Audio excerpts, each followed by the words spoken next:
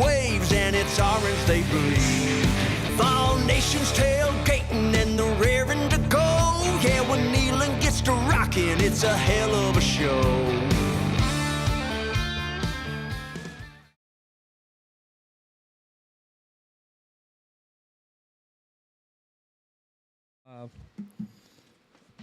Hello, everybody. Welcome to episode 15 of the Vols Deep podcast.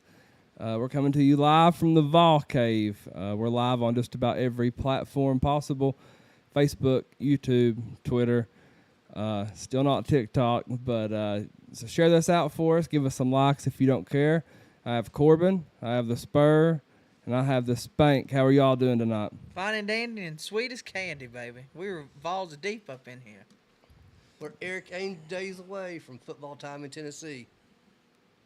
I'm still the man with a plan that gets hard goals and spank can over here. And still, you're reigning and defending dual champion for tonight. That's right, just for tonight, for about another hour and a half. I'm going a few shows, and my Lord, why'd you give that thing up to him already? I felt bad for him Saturday. Can't let him go over, pal. Yeah, he'd had a bad week, and charity. I gave him some charity. That charity, okay, yeah, I get it. Gotta The help. most combined help a days brother in out. history as champion is right Gotta here. help a brother out. Well, look, never fear, everybody, because the Spank is here. We have a great show lined up for you for this episode number 15. A lot of stuff to talk about this week. College football is here. Week 0. This weekend we have some games to watch, which means we have some games to predict during this episode. We also decided on last week's show that we're going to indeed do punishments each week for the loser of the predictions. The loser will draw his punishment out of a hat or a cup, whatever we choose, and the loser can either do that punishment or they have to donate $25 to a charity of their choice. That's right. We forgot to mention that to Spanky. Spanky, Yeah, when you well- lose every week, we got some punishment. Well, wait a minute. There's 3 of us here. So does that mean both of us got to do it? Nope, just the one loser. So if there's 3 people and there's one winner, that means there's 2 losers. No, There's no. 4 people. Whoever comes in Four. last. Whoever comes in So- last, okay. It's like fantasy football, son. Okay. Keep up, I Spanky. don't know how we're going to figure out who come in last. So y'all got Spanky losing the most? Yeah. Of course. Spanky's ready to eat some hot stuff, I believe. Well, I'll just donate charity. Don't think I won't. I'll pull some money out of the Spank Bank, baby. I don't care. We're going to be doing another giveaway tonight towards the end of the show. Last week we gave away some Tennessee versus Virginia football tickets in Nashville. Big shout out to Greg Tilley for winning those tickets. We're going to give away some baseball cards, decals, some vintage Tennessee football cards, and a Chick-fil-A gift card tonight. So stick around for that. We want to wish Todd Helton a happy birthday. Tennessee baseball and football legend, definitely leaning towards the baseball category there, but more than likely will be inducted into the Baseball Hall of Fame very soon, in my opinion. Yep. Best baseball player to ever come out of Tennessee. I think he's a sure thing Hall of Famer. Josh Heupel has done it again. He kind of slacked there. We went like 1 week without having a big recruit that we got to talk about. But a big-time recruit that we'll get Vols deep into. We have some Tennessee football home game information. Information as well. That didn't sound good, brother. You got to get in there. You got to get deep into it. Okay. Virginia head coach Tony Elliott had some interesting things to say when asked about an old coaching vacancy at Tennessee. We'll tell you what our athletic director, Danny White, had to say about this and our opinion on this.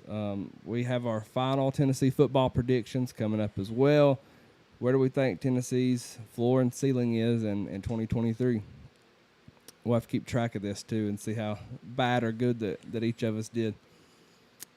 We have our final. About said that again. As always, we have again. start bench cut. We have Florida, Alabama, Georgia, or other. And as always, we have the duel. Corbin won last week's duel. How you feeling about being the champ again, Corbin? I'm the champ over here. I'm the only one with the title belt now. Spanky lost his, so. Not for long, Corbin. I'm coming after you tonight. Gosh, I don't know if I can do Nobody this. touch me. I love all my viewers out there. I don't feel like touching you, but I'm my coming after you. So y'all stick around for that. The duel, it's a fan vote thing now we've been doing for our live shows. We'll be right back with our recap. Share this out with your friends. Give us some likes. We're going to have a good time tonight. Hey, what's up, y'all? It's the Vol Daddy. I want to give a big shout out to the Fairview Union. Great musicians, local people. Chad's from my hometown. They were gracious enough to let us use their music for our podcast. Make sure you check them out. They're huge Tennessee fans. You won't be disappointed. Let's hear them play. Man, you won't believe that roar when the boys find the checkerboard. The big orange is back. It's a fact. Volunteers, where you at? Get loud, stand proud. Send a message to the crowd. Y'all better get used to the fact the big orange is back on track. Coach Hyper, where you at? Getting it done, having fun. Power T, #1. Yep.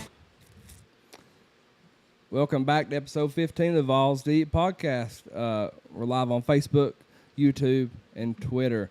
We're about to hit this week's recap. Let's start it off with some Tennessee football injury updates. Kind of negative news the last week or so, but Coach Heupel updated the media yesterday and let them know that the most of the guys that were banged up are back. He believes they will be pretty much fully healthy by week 1. So great news if you're a Tennessee fan for the depth chart. Yeah, bumps and bruises are going to happen. It's college football. It's a rough sport. But I think it says a lot about our strength and conditioning because just a few short years ago, we were having them drop left and right. And now, so far we haven't been bitten by the injury bug too bad. Yeah, it's the first time, I would say, probably since the early 2000s that Y'all better Tennessee's. knock on some wood. Let's not jinx this. Yeah. I'm just talking depth. Y'all better knock on wood. we're- Luke, knock on wood, pal. Oh, I'm knocking, but we're young, but we're deep. I don't know. Every team's going to lose players, but even when Butch was here, like he recruited at a high level. But anything after that first string, we was screwed after that. I did see that there's a rival SEC team in Georgia who lost a running back today for the season, and their starting running back now has some Achilles problems. So, it's not just Tennessee that goes through this; everybody does. And their quarterback looks like Napoleon Dynamite, so we might be all right. Troy and Monica on YouTube say hey in the chat. Oh, welcome, Hey. What is up? welcome Josh Burnett and Dylan Van, a couple friends of mine that's watching on Facebook. Cofield Dylan Van, I believe so. what's up, Dylan? I'm not having any Facebook chat pull up on my end, but Where are you people at? Come on. speaking of Josh Heupel, he's done it again. He's landed another 5-star defensive end or edge, as they call him now, right out of Nick Saban's backyard, Mr. Jordan Ross. Huge pickup. Caught me by surprise, and as we've been saying, we're 4 and 5 stars over and over now.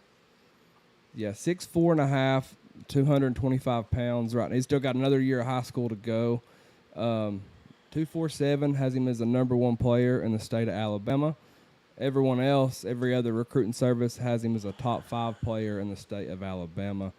Out of Birmingham, top 25 player in the nation. That's all position groups combined. This dude's a freak, so I don't know. It's exciting to go into Nick Saban's backyard and steal this dude. Everyone offered him. His top 4 was Tennessee, Alabama, Georgia, and Florida. And did you all see him troll Florida in his commitment video? He pulled the hat trick. He pulled the hat trick. He went to put a Florida hat on and said, "This don't feel right," or something of that nature. And then put a Tennessee hat on. So All these recruits that's choosing Tennessee are talking about how Tennessee felt like home. And, it's cliche. You hear it from other schools as well, but I believe the atmosphere in Knoxville is tremendous right now.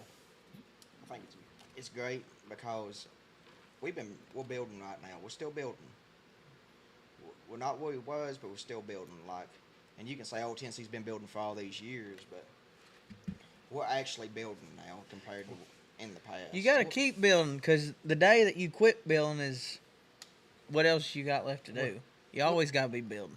We're past the bricks. We're now using mortar and Yeah. we're at the top. We're not brick by brick anymore. And our players, they do have 5-star hearts, but they got some 4 and 5 stars. With yeah, them. we're not just stacking the bricks anymore. Hey, Josh on Facebook says it's his first time viewing our show. Josh, come October, we'll have a segment on the Ice Bears as well. So we'll be talking about them every now and then. Yeah, thank you for watching, Josh. I'd have to go. Last year's 2023 class was primarily defense. And then you look at this class, and you got some studs coming in. And Josh Heupel, I mean, he said that Tennessee will have an elite defense here, so it's happening right in front of our eyes. Currently, or the last time that I looked, puts Tennessee as the number 6 team in the country in 2024 recruiting rankings, both on On3 and 247. The teams currently ahead of Tennessee are Georgia, which has 26 recruits. Ohio State has 21. Florida, which I don't know how that they're up there, they've got 22.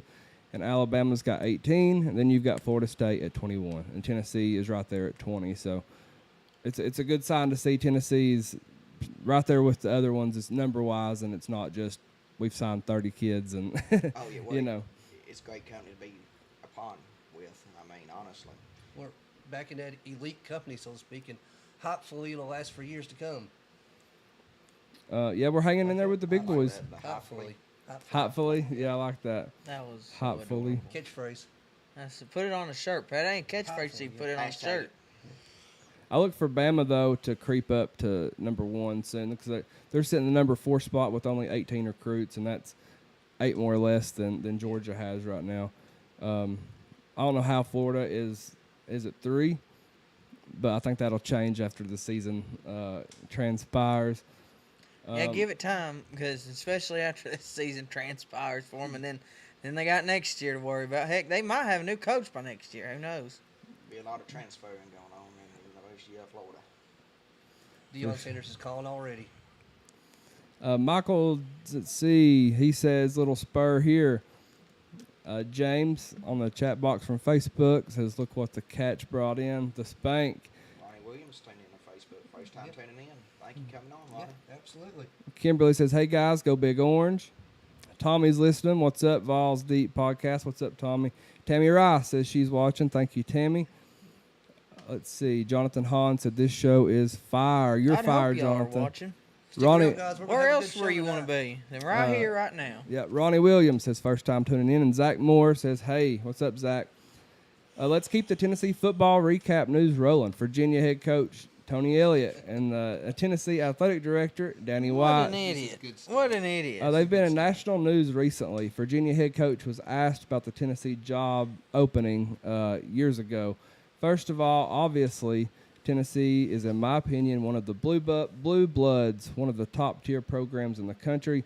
When I evaluated it, there were a lot of positive things about it. It just wasn't the right time for me.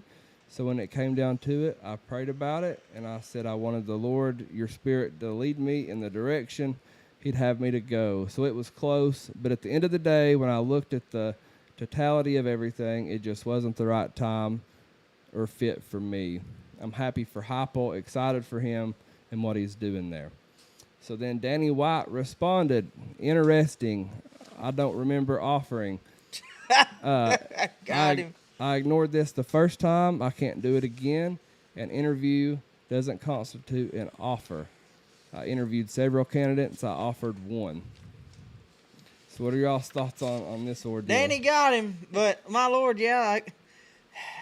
And I'm not trying to be rude when I say this, but Lord ain't going to lead you in a direction that you ain't going. So I don't know. I mean, God bless Danny White. Yeah. His no BS approach, I just love it. Just not to steal a political catchphrase or anything, but Danny White is making Tennessee great again, and I'm all for it. This is just Virginia trying to start some trash because they're going to get their ass whooped here next Saturday. It does make the game a little more interesting. You know, this 45-point blowout we're about to see might be a little bit more fun. In the wrestling world, we call Danny White a shooter. That's what he did. To me, like Get it's whatever, you know, it's not like the worst that we've heard.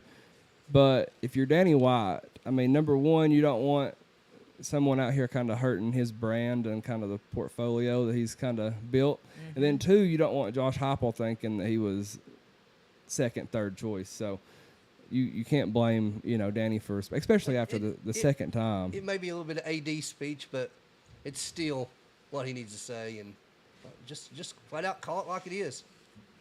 Yeah, I mean, Danny White is one of us. At first, you didn't really see him doing stuff like this, but yeah, Danny, as Jonathan said in the comments, Danny dunked all over him. Devin Dixon, what's up, Devin? You're my favorite. Matthew Dagley says that he's an idiot. Glad we didn't hire him. What an idiot. Yeah, Could have been worse. We need a what an idiot segment of the week is what we need. We have that coming up. Florida, Alabama, or Georgia. You know, Corey, we could get a little button that says dummy. You know? Yeah. Yeah, No, we I don't don't do know. that one. For me, the Virginia coach is just kind of trying to like build his ego a little bit. Like, yeah, I got offered there. You know, like, no, you didn't. Not to toot my own horn, but toot. So did he at least get an interview? Yeah, he got an interview, but that was. Well, who that else was they it. interview? Because you got to think, if they're going to interview him, I'd like to see who else. Well, they interviewed several.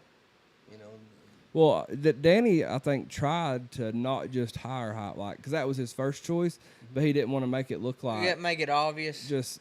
But he said he really couldn't find anybody better than Heupel. So, so do you think this adds any fuel to the fire if you're Josh Heupel? I mean, is this going to add an extra touchdown through on at the end, or I would. Heupel's not one to take his foot off the gas anyway. So right? Yeah, he's not about saving. I think it's sour grapes. yeah, probably. I think a little bit of jealousy on Tony Elliott's part. And we'll keep rolling with Tennessee football. They've released some information on game day, I guess celebrations, you could say. September 30th, Tennessee will be having Champions Weekend. So Tennessee will honor teams or individuals who have won SEC or NCAA championships. That's going to be the 2003, 2013, 1998. We're looking at 1993, 1983, and 1973. This is going to be during the South Carolina game. Take out a loan for tickets now. 'Cause it's going to get expensive. It's always good to honor past athletes. It's good seeing the VFLs come back, and especially like the last 2 years. Yeah, I was there last year for the Champions Night, and it was pretty neat just to hear the names called and see from the past decades. And there was hundreds of people on that field for that celebration of championships. They really were. There was a lot. I remember. Yeah. Yeah, it's great to see this. Like even the Al Wilson, you know, and it's even the tailgates. Just seeing all the former players actually want to come back and want to be a part of something that they kind of created. Speaking of coming back, Eric Berry, he's going to be honored during the Texas A&M game October 14th. They're retiring his jersey, or do we know that yet? No, I haven't heard any jersey or I retirement haven't heard it, talk. but I wouldn't be upset about it. If I they would did. not be upset if they did that either. When's the last time you've seen an Eric Berry appearance though, or a picture, a video of Eric? It's been a minute. It's been a while since been a you've seen anything about him. When was the last time Tennessee retired a jersey? It'd be Peyton. I know, didn't they do one before? Peyton was 04, wasn't he? Well, 06 was the people that went to World War II. Yeah. Yeah, that is true. That's true. I would say it would be them if I was guessing. I guess I it would thought be. they did one in like 2012. But anyway, it's awesome to have Eric Berry back. Excited for this day. I'm going to have my camera ready, that's for sure. The homecoming game will be against Georgia. Against UConn. Just kidding. Against UConn. Yeah, oh. I was We're hoping. paying I, attention. Hey, pal. but remember that year was like 2019 or something. We did do homecoming against Georgia. It was somewhere around in there. But yeah, we'll be against UConn. And then Vanderbilt on November 25th will be the Salute to Service Day. It's going to recognize military veterans, first responders. The Pride of the Southland Band will have a halftime performance for them, a pregame flyover. Supposed to be some re-enlistment ceremonies going on too at halftime, so that'll be very cool. Wouldn't it be awesome if we come out with like orange and white camo jerseys? Think about that. It would, Lord. God, there would be fans that hated it. Like, Yeah, they would. yeah, you could like auction them off for like prisoners of war or Or maybe something. just some They still wouldn't sideline like it. shirts, orange and white. That'd be cool. Or orange and white camo polos.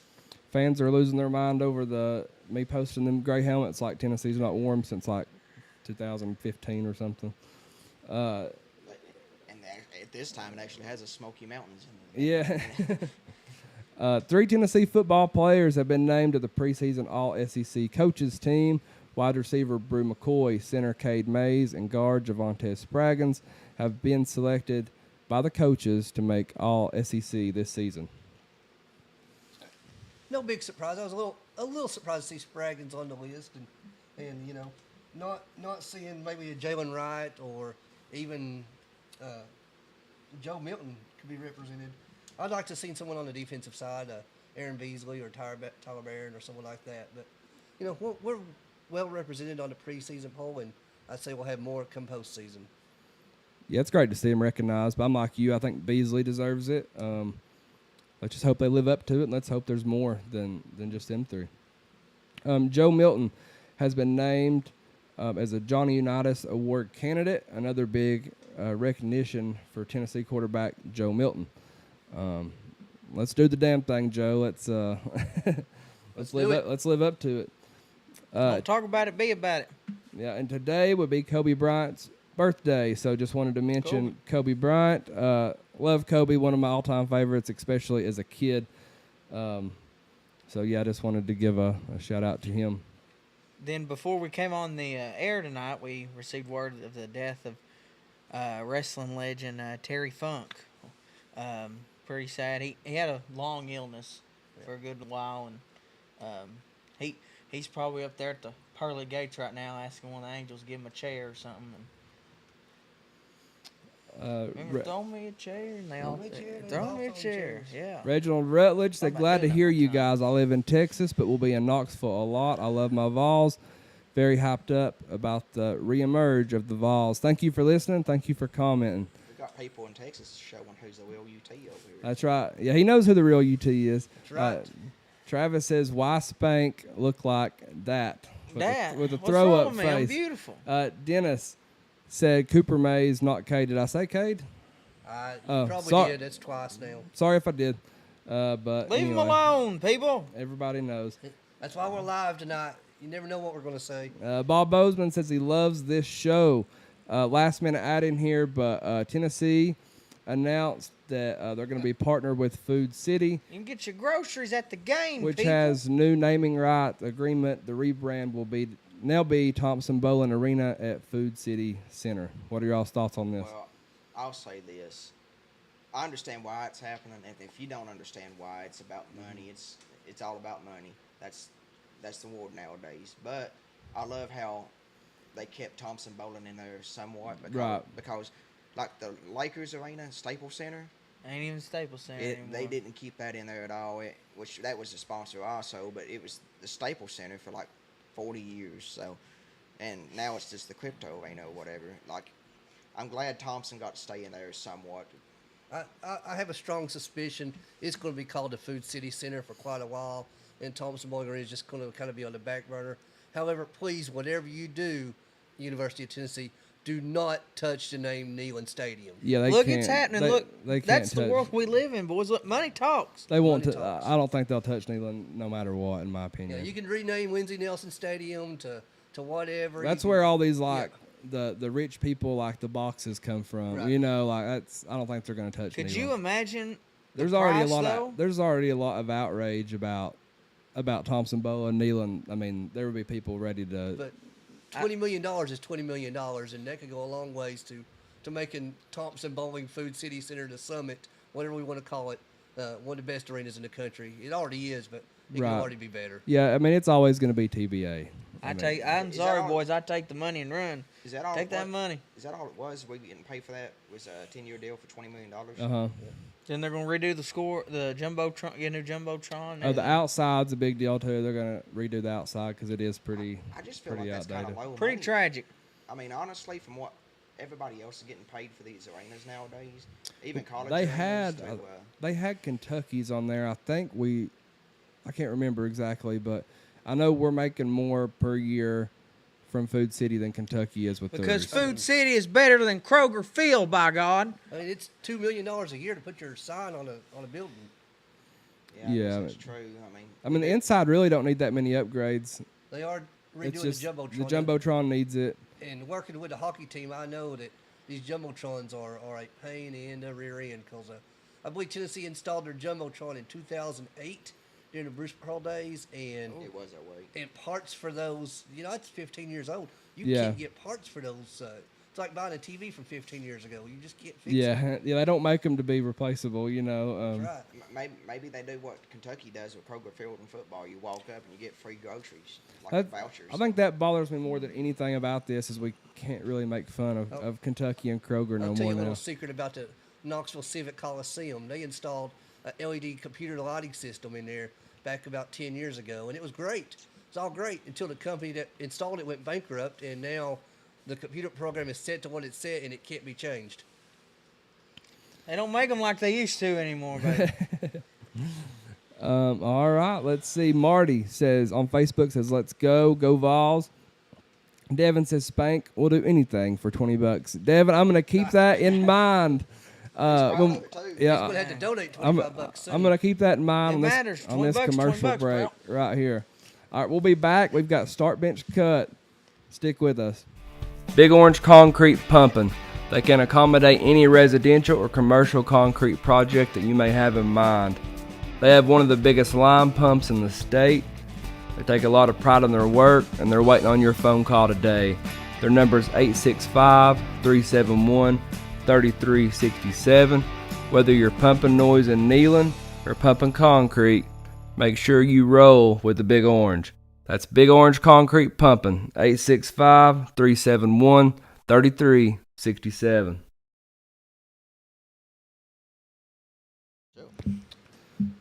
All right, live, we're not doing Start Bench Cut. We're doing our first main talking point of the day, presented by Big Orange Concrete Pumping.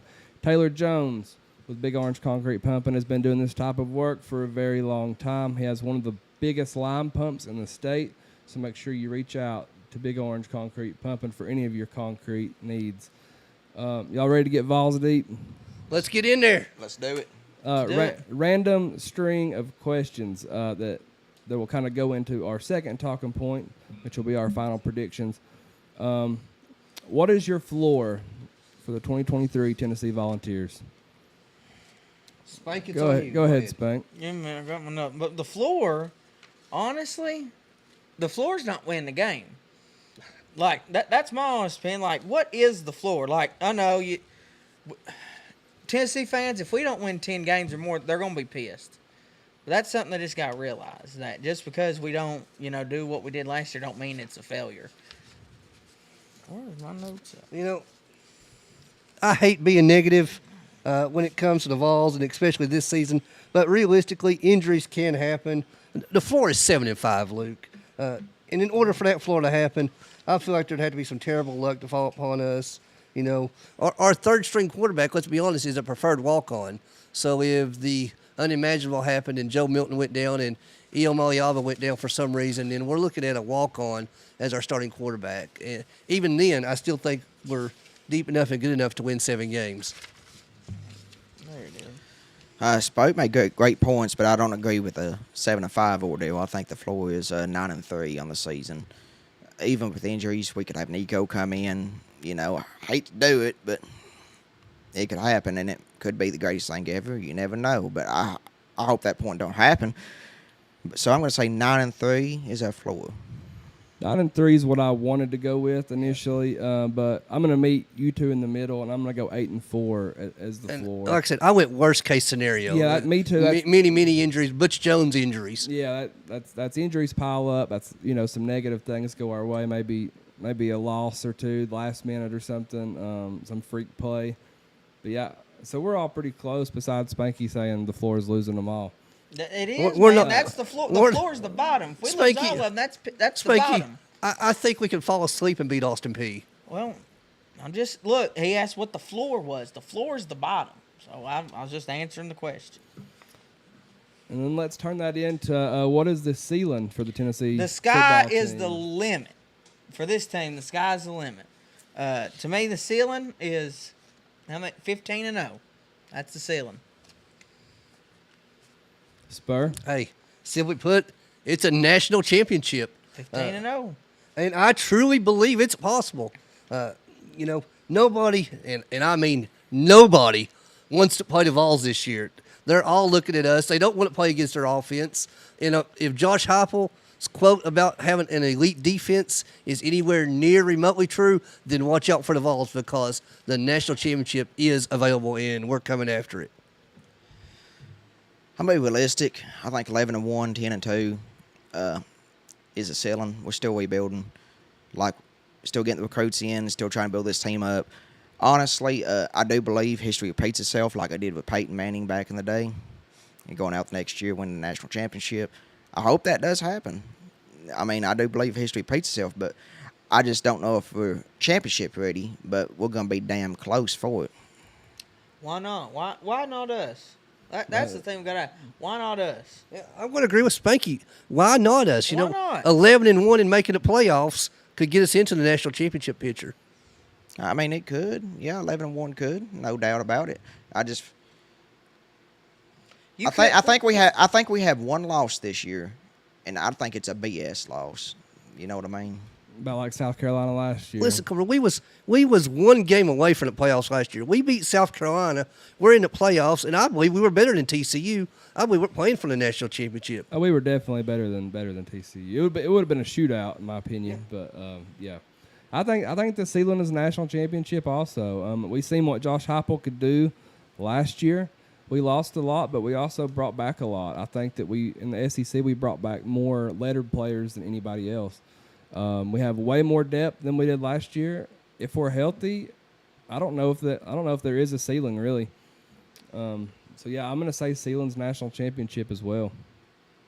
What position group are you most worried about going into the season? The main one for me is the offensive line, just because we ain't got a for sure front five like that we know 100% is gonna start. And that's going to be the biggest concern. But now this one might be out there, and y'all might look at me funny for this, but I just want you to think about this one for a minute. Quarterback. Just think about it for a minute. Because Joe has done some great things. He has. But what happens if because look, the expectation's way up here. What happens if the expectation that's being on the field ain't producing? That's the thing that kind of concerns me is how is he going to handle the pressure and how's he going to handle everything else? Because, yes, he came in with the bowl game last game of the year, firing off the wall. But the consistency of every single week being at that high level to perform in front of a fan base who is one of the most, hate to say it, controversial fan bases out there. Look, when you are doing good, you are good. But when you start sliding off, Katie bar the door. So I just wonder if he can keep that consistency all year long. I'm gonna have to go with special teams because we still got a lot of question marks in that category at the moment. I could see that. Yeah. I mean, a kicker and a punter, we really don't. There's no information pretty much out there about it at the moment on our special teams. So yeah, we've just not got to see it. So yeah, I could see that. Yeah, and I'm going to have to go against that and go with the secondary. We ranked 127 out of 131 Division I teams last year in the secondary. Granted, we was on the field a whole lot more than any other team because with our style of offense, our defense plays a ton of snaps. But we need to be better at limiting big plays for our opponents. And until we answer those questions, that's my big concern is what do we have in our secondary backfield. You got a point we got to get off the field on third down. You got to get off that field. Yeah, performance-wise, I'm rolling with Spur. It's got to be the position that we've struggled with the last 2 years. It's defensive backs and secondary. I'm excited to see them though. Oh, I am too. We got a lot of, we're healthy. We're not playing walk-ons, against Alabama. They got the job done. I'm not knocking them, but University of Tennessee shouldn't be having to, play our walk-ons against Alabama. But depth.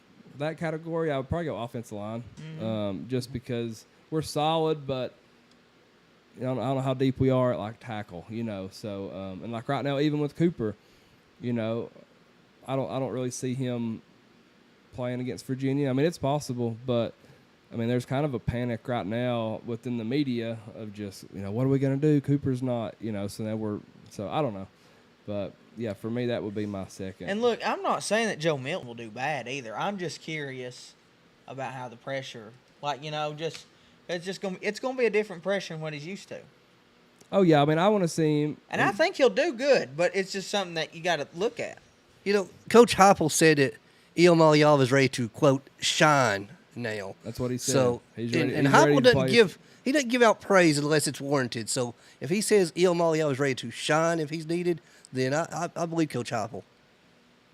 Yeah, I believe him too. I'm ready to see, and I'm not really doubting Joe, but I want to see I'm him. not either. I want to see him in the swamp. I want to Yeah. see him 3rd and 7, and that place going crazy. I want to see how he Let's reacts. see how he reacts in Yeah. Well, hostile environments. The And way not you, the way you Vanderbilt say that, and the many Orange times in the past, in the Yeah. past 15 years, it's always come down to the swamp is your proving game. Right. You prove yourself in the swamp. If you do good, you're a starting quarterback. If you don't do good, you ain't the starting quarterback. That's the fact of the matter about it. And everybody's high on us. I'm scared to death. I'm scared to death of Florida. Just because you could put Vanderbilt in Florida uniforms and they're going to play as good. And that's why we're going down there, Luke. Oh, we're going to win, but You know I what am the old nervous. ball coach used to always say about the swamp? Only Gators get out alive, but I think this year Volunteers might get out alive. Time will tell. It's Might not be gonna missing a long. shoe and a hat, but we'll get out alive. You never know. I'm bringing bail money. What position group are you least concerned with going into this season? To me, wide receivers. I think we got enough depth there that I think we'll be pretty okay.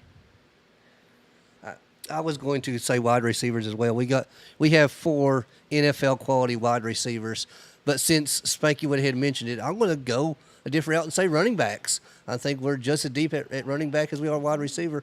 We have 2 solid starters that could play anywhere in the country at running back. I got the same both them. I mean, we're very deep. And quarterback, too. I mean, honestly, if Milton was to go down, like an injury was to happen, it's not like it's the end of the world. So, Yeah, I had the same. It's kind of a toss-up between wide receivers and running backs. I'm going to go wide receivers.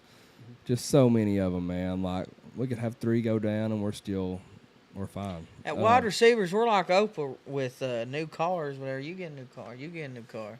Wide receiver, you baby, we're back. I think no matter what, with our depth and Coach Pope, I think we're going to be great at wide receiver. I didn't have this on the list, but what would be a disappointment for you as a fan?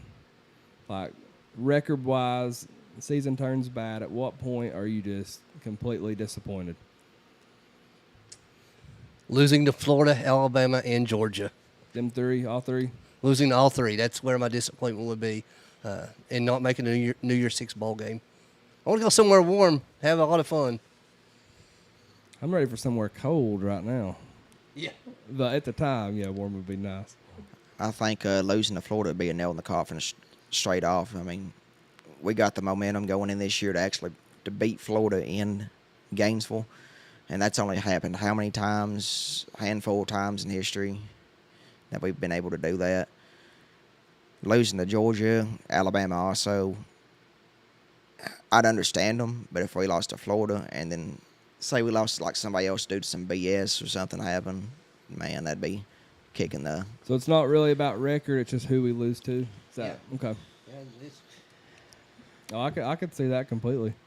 So what I if mean, we? there's been years, Luke, where I would have been happy if we'd went 3-7 and beat Florida, Alabama, and Georgia. Screw the rest of it. Not this year, though. It's a great day to be a volunteer. I boys. agree. Look, we always got to be happy. Got to smile, have fun, baby. Be Uh, positive. Dennis on YouTube says 9-3 is the floor, 12-0 is the ceiling. Agree with you, Dennis. I'm right there in the same ballpark. Dennis also says a lot of seniors on this team. No reason we can't compete for the title. 100% agree with you there too. Kelsey on YouTube says Vol Daddy's hat is on absolute point. Agree, Spur. We added a lot of depth, but we still got to see production. Kelsey also said we cannot lose to Florida with our schedule.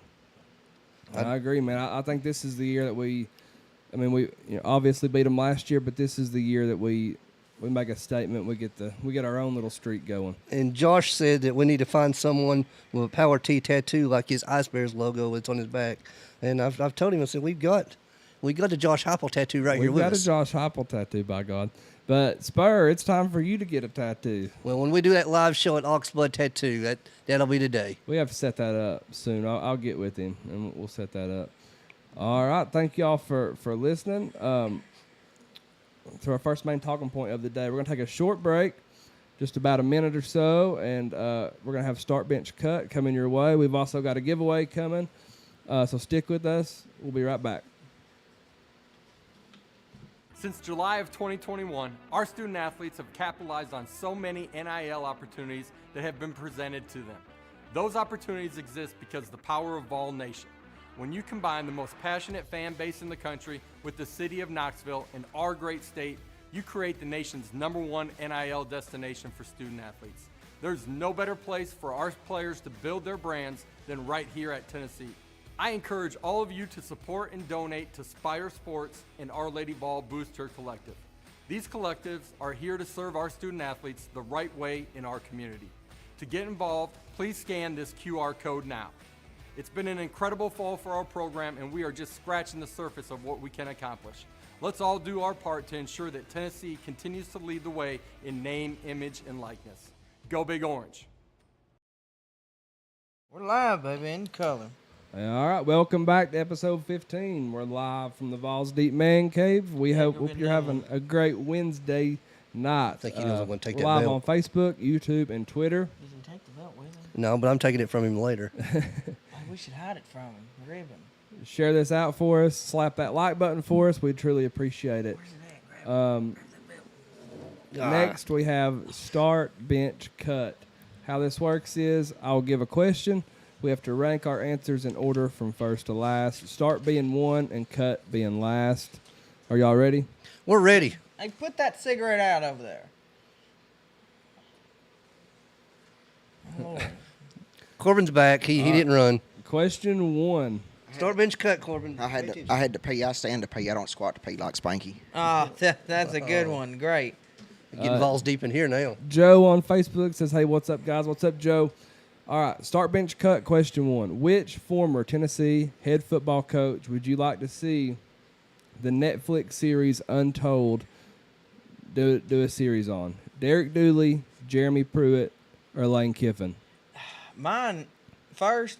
We gotta know what was in them bags, or what kind of bags they're in. I'm going with Jeremy Pruitt first. I think there's a lot of in depth in that one. There could be some good things some stories we've not heard from in that one. Then the next one, probably Lane Kiffin, because I'm kind of curious how all that went down just that night in Knoxville, where he just leaves town and everything. I think last would be Dooley, because now if we were going to do a documentary about what went on inside that man's head, now that could be very interesting. But all Dooley had was them orange breeches, so I don't. I'm going to start Lane Kiffin. The amount of energy that was on campus during that short time that Lane was with us, and then his untimely leaving the Vols was a story for the ages. I'm going to bench Derek Dooley simply because, like Spank said, what was going on in that man's head, and I'm going to cut Jeremy Pruitt because I don't ever want to see Jeremy Pruitt ever again, period. Well, we don't have to, Jerry don't have to be on it. We can just, everybody can talk about him. I would have to start Jeremy Pruitt just based off everything he's done, all the allegations and stuff. It's a pretty interesting story, like cash in McDonald's bags, stuff Or just like that. Chick-fil-A is the Lord's chicken. Yeah, Chick-fil-A. That's expensive food, trust me. Bench Lane Kiffin, because I would like to know, like, the night that he left us, like, it would be pretty interesting. Like, I remember going to bed that night. We had a head coach waking up the next morning, and he was in USC. And that's say Dooley story. No, you Oh. haven't got Derek Dooley yet. Drinking up. Okay, Dooley, Everybody drinking. cut him. He's born. Like I remember being like when he was coaching, it was like a boring time in Tennessee. Like it was standardized Tennessee football, like as standard as you got, like 7-5, 8-4, maybe 8-4, 6-6. Like, oh, he's got the orange pants out here. Like I don't know. It was a bad time. That was the lowest point of Tennessee football. I will say that. I'm going to start Lane Kiffin. I think I mean, he regrets leaving so much. I mean, he said it. He still loves Knoxville. He's obsessed with Tennessee. He was young, obviously. But look, it helped him grow, in my opinion. It did, it but helped him grow. it shouldn't have happened to us. But that whole night was crazy. Might bring some comfort to some people, maybe. So I would like to see a documentary made on Lane first. I'm going to cut Jeremy Pruitt, although it kind of feels like we already had a documentary made about him with all the media headlines and articles. And Well, we just need it all together for, the people that can't read out there. yeah, especially for Jeremy, he probably still trying to figure out what happened too. And then I'm gonna have to cut Derek Dooley. I'm just not interested in this idiot at all. That makes sense to me. The man messed up Justin Hunter and Cordell Patterson. He should not be praised for anything.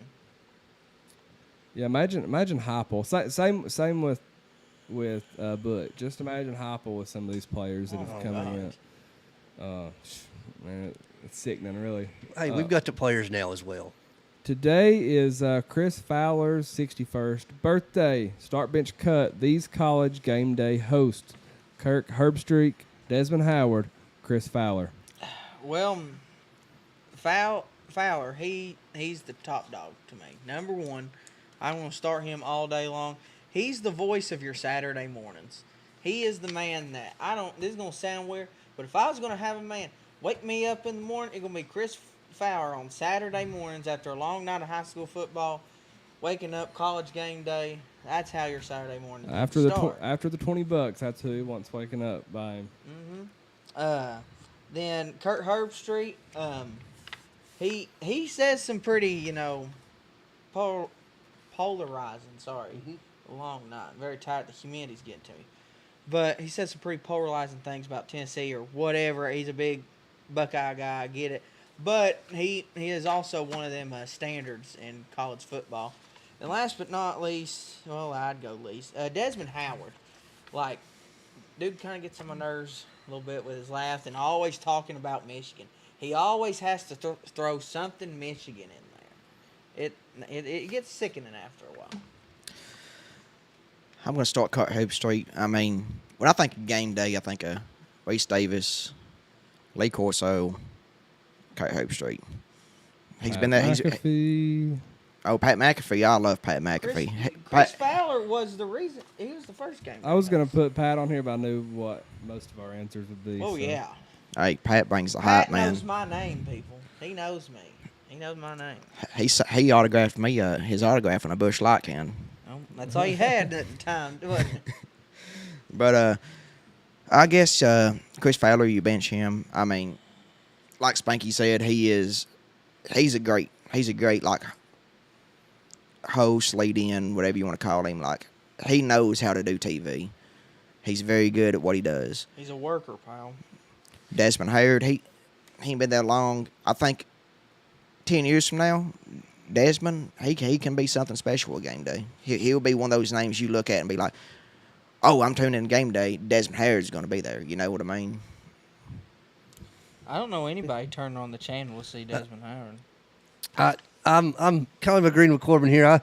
I start Kirk Herbstreit. Yeah, he says a lot of polarizing things about Tennessee. He never seems to pick the Vols to win, but he is a staple on college game day, and I still love hearing his knowledge. He's also great behind the booth doing play-by-play.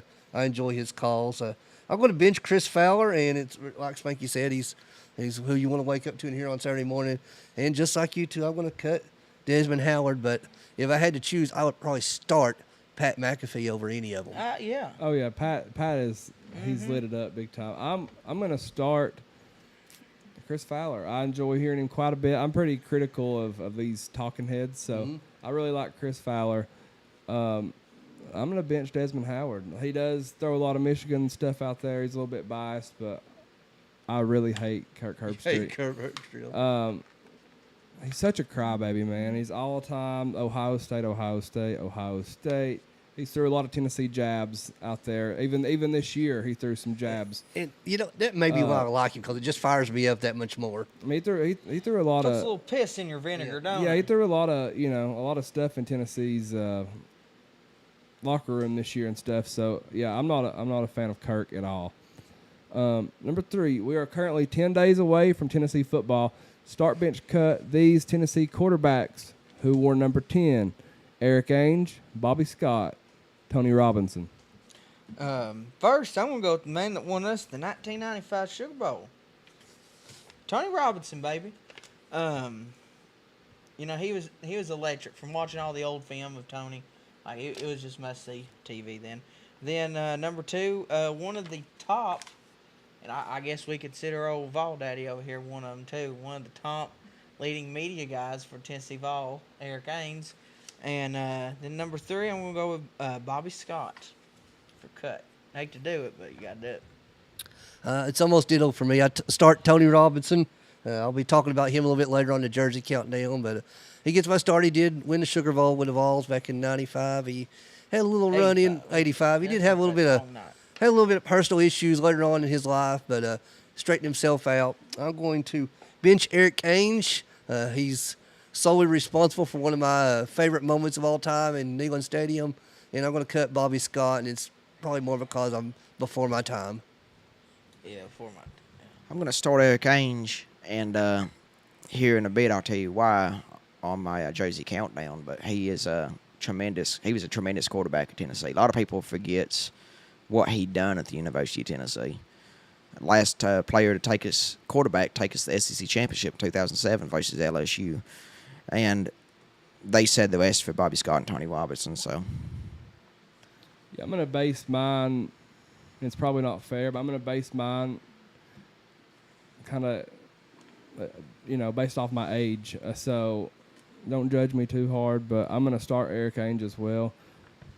I mean, great quarterback, great guy. I don't know, good comment. I don't know. I like Ainge. I really liked him as a kid. Tony Robinson, I'm going to bench him. His highlights are great. It's amazing on the football field. I don't really think he gets a whole lot of credit for what he did do, but I think the personal issues might have something to do with that maybe. And then I'm going to cut Bobby Scott. No disrespect. Amazing quarterback. Start, bench, cut. These cereals. Here we go, Spank. Food right up your alley, baby. No, this one ain't. I'll go on a cornet right here in a minute. Yeah, about try to keep it a little bit. Try to keep it a little bit low. Let's see. Fruit Loops, Cinnamon Toast Crunch, Lucky Charms. I'm cutting every one of them. Cutting all of them. Cutting all of them. I hate cereal. I have a bad childhood experience with cereal. One time, a babysitter force-feed me to eat cereal, and I didn't like it. And ever since then, I've been traumatized. I don't like that crunchy feeling, and then with putting the milk in there with it. It's like, is it a liquid or is it a solid? I don't like it at all. It's like pencil shavings in all cereal. If you're going to eat breakfast, you eat breakfast like a man. With some bacon, eggs, sausage, biscuits, all of that. Pancakes, too. Cut all the cereal. That was not the answer I expected. I hate cereal. Yeah, I hate it. If I had to either eat nothing or eat cereal, I would eat nothing. Don't you dare knock Fruity Pebbles. I hate cereal. I hate it. Well, since Spank ain't going to give us an answer, I'm going to start Fruit Loops, even though the food coloring in Fruit Loops is probably terrible for my health. I'm going to sick. bench Cinnamon Toast Crunch because I love cinnamon and sugar and all that good stuff. And I'm not a big fan of marshmallows, so Lucky Charms gets my cut. It makes me sick y'all talking about cereal. Like, it makes me want to just throw up right now. Well, I'll tell you, I'm gonna base this off the cereal bars that you get in the little bitty packets, because I ate like freaking four. I said freaking. Calm down, pal. 4 of them a day. He's shooting. But Fruit Loops is number 1 in that category. Lucky Charms is number 2, and then Cinnamon Toast Crunch don't even make them, so you got to cut them. I'm going to start with Cinnamon Toast Crunch. And this depends on my mood. Like, most days, if I walk in, open the cabinet, all three of these are in there. I'm going to start with Cinnamon Toast Crunch. I'm going to bench Fruit Loops, and I'm cutting Lucky Charms. You can just reach in and grab a handful of Cinnamon Toast Crunch and it'd be good that way. No, you can Just throw a the good whole snack. box Yeah. away. Yeah, what about cereal without milk? I don't want any of it. I'm not eating it. Our final start, bench, cut You- question. You've, then you never sat and ate like a bag of Frosted Flakes No. while you're watching a baseball game? No. Never. Un-American. Yeah. That babysitter ruined it for me as a child. Tomorrow is Dave Chappelle's birthday. Start bench cut. These stand-up comedians: Chris Rock, Cat Williams, Dave Chappelle. I'm telling you, this was a tough one. Number one, Dave Chappelle. There's not a man out there more funnier than Dave Chappelle. There might be a couple. Theo Vaughn, to me, right now, he's up there. But Dave Yeah, Chappelle. Theo's funny. I love Cat Williams. I hate to bench him, but I just got to. And last but not least, Chris Rock. You know, he needs to just learn to keep people's names out of their mouth, whatever. But I'm kidding. I'm only kidding. I know. I'm kidding. I was wondering if he was. I'm kidding, but hate to do it to Chris Rock, but gotta do it. That's the right order. For the exact same reason. Dave Chappelle, possibly the greatest comedian of our lifetimes, no doubt. Dave Chappelle's show was the best. Yeah. And he was a pioneer for comedy in the new age. I'm going to bench Cat Williams and cut Chris Rock. I got a different order. I got Cat Williams at start. He's made me laugh so much I can't even say on air because we'll be canceled in 2 seconds for his kind of jokes. But Dave Chappelle, he'd be a bench. He's so great. And Chris Rock, I like Chris Rock. He's funny, but then again, he's more corny than the rest of them. Toby Brown. Toby Brown. I'm gonna start Dave Chappelle as well. My kind of comedy. He's just hilarious. Nobody's safe with Dave Chappelle. And then I'm gonna bench Cat Williams. Again, he's hilarious. And then nothing against Chris Rock, but in my opinion, he don't really hold a handle to the other two. Just my opinion. I'm gonna hit some of the comments here. Will Smith would appreciate us. Will Smith, yeah. Yeah, he would. We got a duel going on in the comments here a little bit. So, and Lord, I'm people just are now, shooting. I'm just checking the comments on this. I'm gonna start at a random spot. Ronnie Williams says, "I'm a fan. You guys are awesome." Thank you, Ronnie.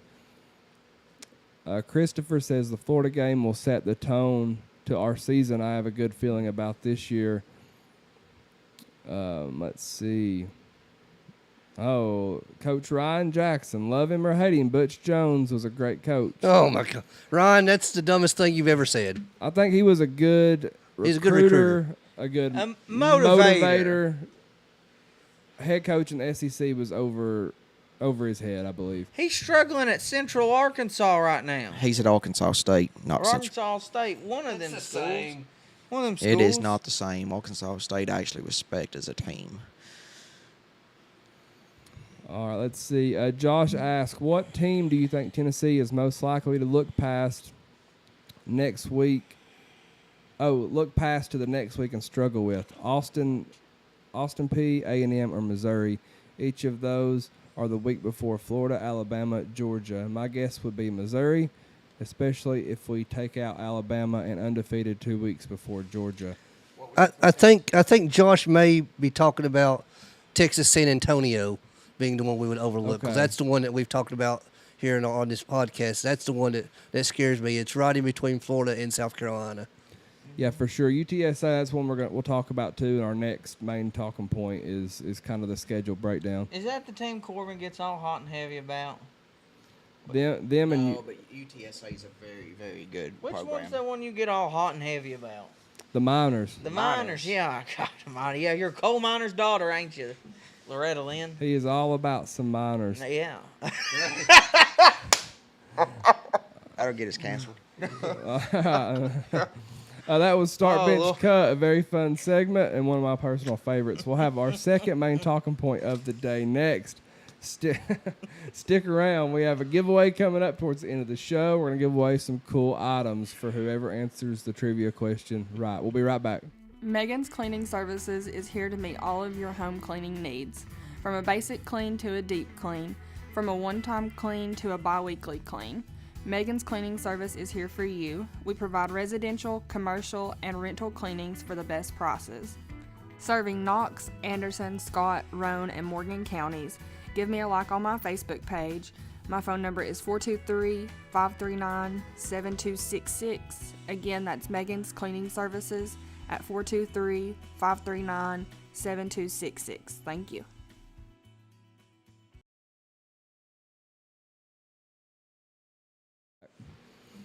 All right, and we're back. Going to hit the comment box real quick one more time before we get into our second main talking point. Red John said, Luke, we definitely have to meet each other when I come to Rocky Top.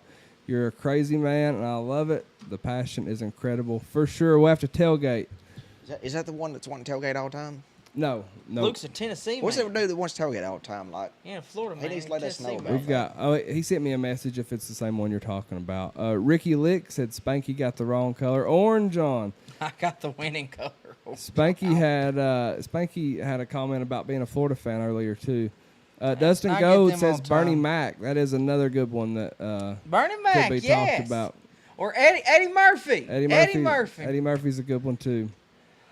All right. I got one because Coach Ryan Jackson said, while we had Butch, we had one of the greatest teams that we had in the last 15 years. You still want to say I'm stupid? That's okay. debatable. What coach was better than Butch in the last 15 years? Heupel. Other than Heupel, because that's a given. Well, look, I hate to say this. Don't cancel me now, Tennessee people. Look here. When you're a turd, you're a turd. So it's hard to kind of. Well, he could recruit, and like if you look at Butch, I mean, like we went off kind of about that 16 team last year. All the players they had. I mean, Derek Barnett, Alvin Kamara, Josh Dobbs, Jalen Hurd. Yeah, Josh Malone. Ain't no Josh way you can go to the Smith, Music City the Bowl with Wolf just that brothers, Jalen Hurd-Maben. I mean, we was Cam Sutton. We was loaded, man. Todd Kelly Jr. and he still couldn't. I mean, Kamara barely seen the field until Hurd quit the team. He could recruit, but he couldn't coach because if anybody else had that team in 16, they would have done something with it. They wouldn't. I mean, you beat Florida and Georgia and then still managed to lose the East somehow. That is pure coaching. when Butch said, "We're the champions of life." Champions of life, That- 5-star hearts, That's what I remember from Butch. energy vampires. But he could recruit. I'll give him He that. could recruit. He could He's recruit. he's an amazing I recruit. have- He couldn't win games. But at 2016 year, great year, but had some flaws in the year. Flaws we shouldn't have had. And it goes right back. You know, talent won us those games that we did win. More than the coaching. And he was a great recruiter. We've said it numerous times on this show already. But once the crack was open, then it snowballed really quick, and then we seen how poor of a job that Butch was actually doing on the field, and it showed. Yeah. Recruiting is only one aspect of it. The on-the-field product, once it started going down, went down in a hurry. I got inside source from two friends of mine who were in the program then, and I'll tell you, the players didn't respect Butch. They didn't like him. Yep. He was a different person as soon as that red dot on that camera came off. Yeah, we're not. Yeah, Nobody's calling you dumb, Ryan. We're just. We have a sponsor on this show that knows all too well about that. Yeah. Nobody's calling you dumb, but I mean, I would definitely take Butch over Pruitt or Dooley, but yeah, he's just not. I was a believer in Pruitt. I was a believer in Butch for a while. I was believing Butch, but I was a believer in Pruitt too. Dooley, I was never a believer in. I mean, Kiffin, at the time, I was a believer in Oh, him. Kiffin, 100%. I was on the lane train, baby. All right, second main talking point presented by Trident Hydro Clean. Thank you for sponsoring this segment. Live, Facebook, YouTube, Twitter. Make sure you share it out for us. Hit the like button for us. Let's give our final Tennessee preseason predictions. We need to document this, and I'll do that as we go so we can see how bad or good we did at the end of the year. So let's go down the schedule.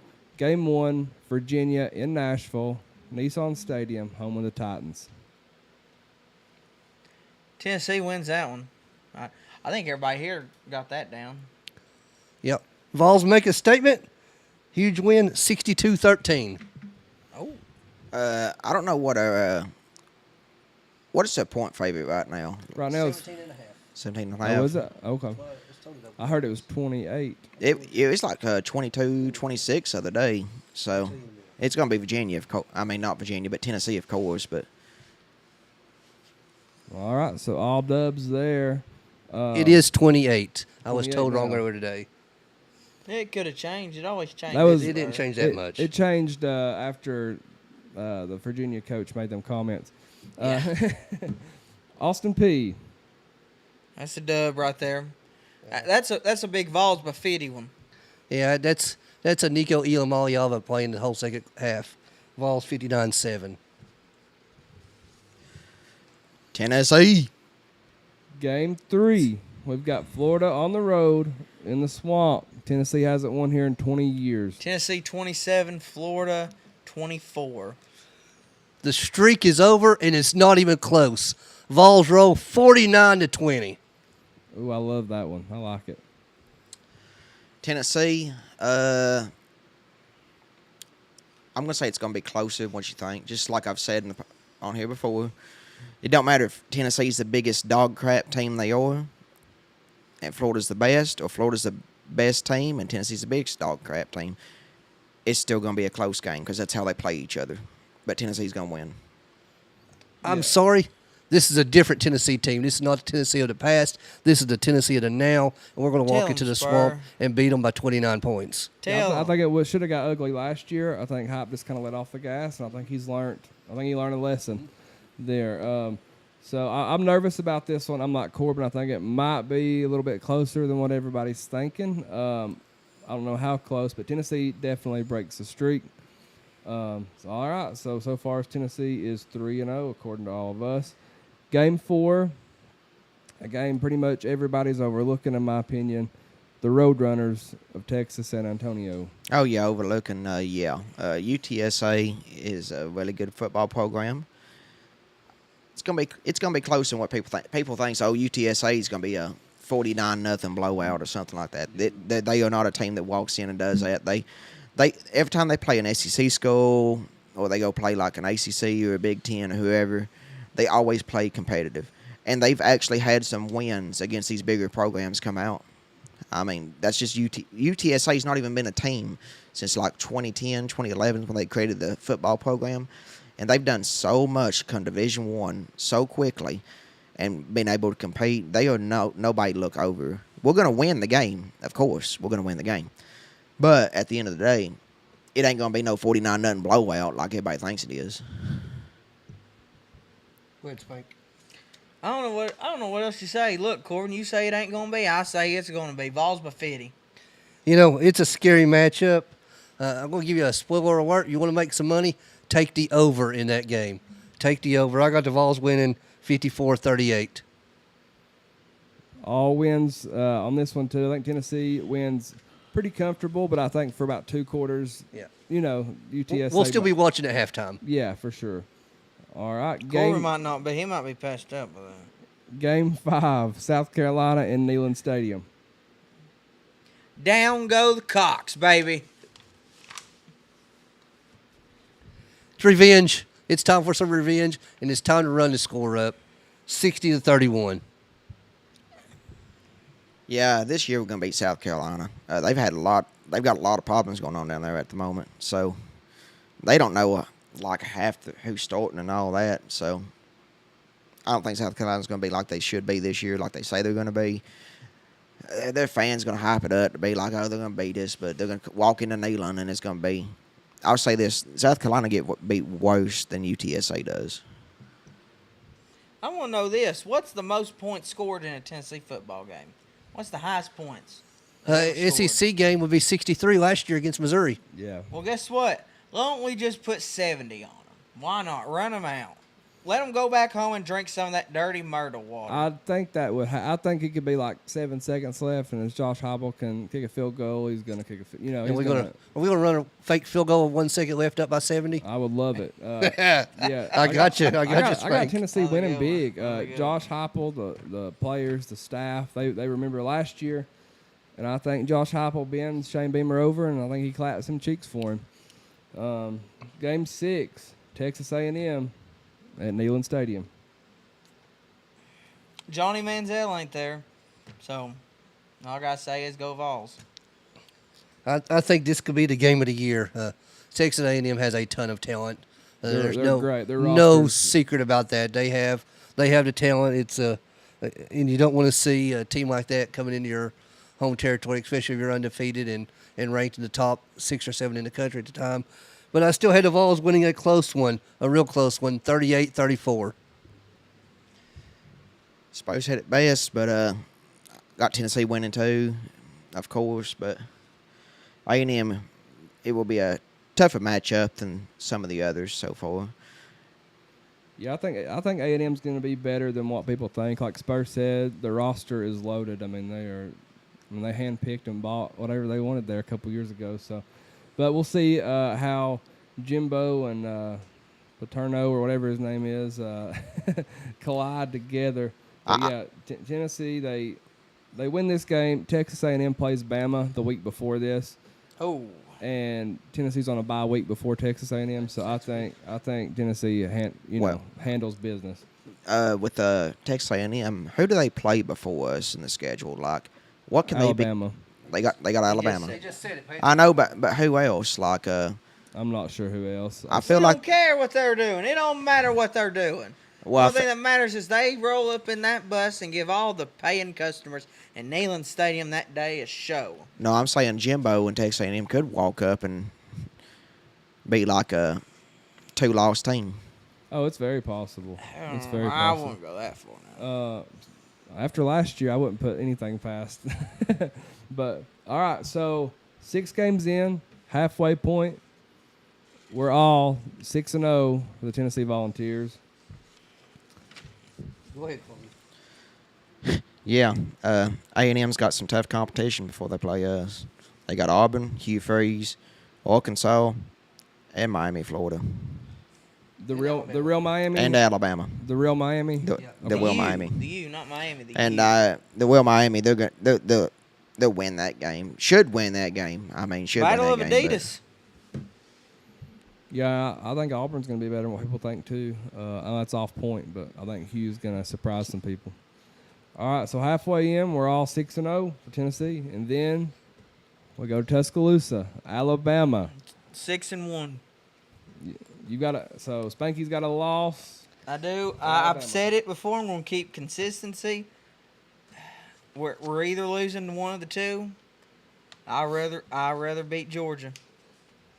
I'm going to say it right now. It's the continuation of the fall of Saban. Make it 2 in a row and a brand new streak. The Vols are going to win this one 40-35. I agree with Spo. I think it will go into Alabama. It'll be a close game. It'll be a tough game. Nail biter. We're going to win this game. I believe it too. I believe we're going to win this game. I really do.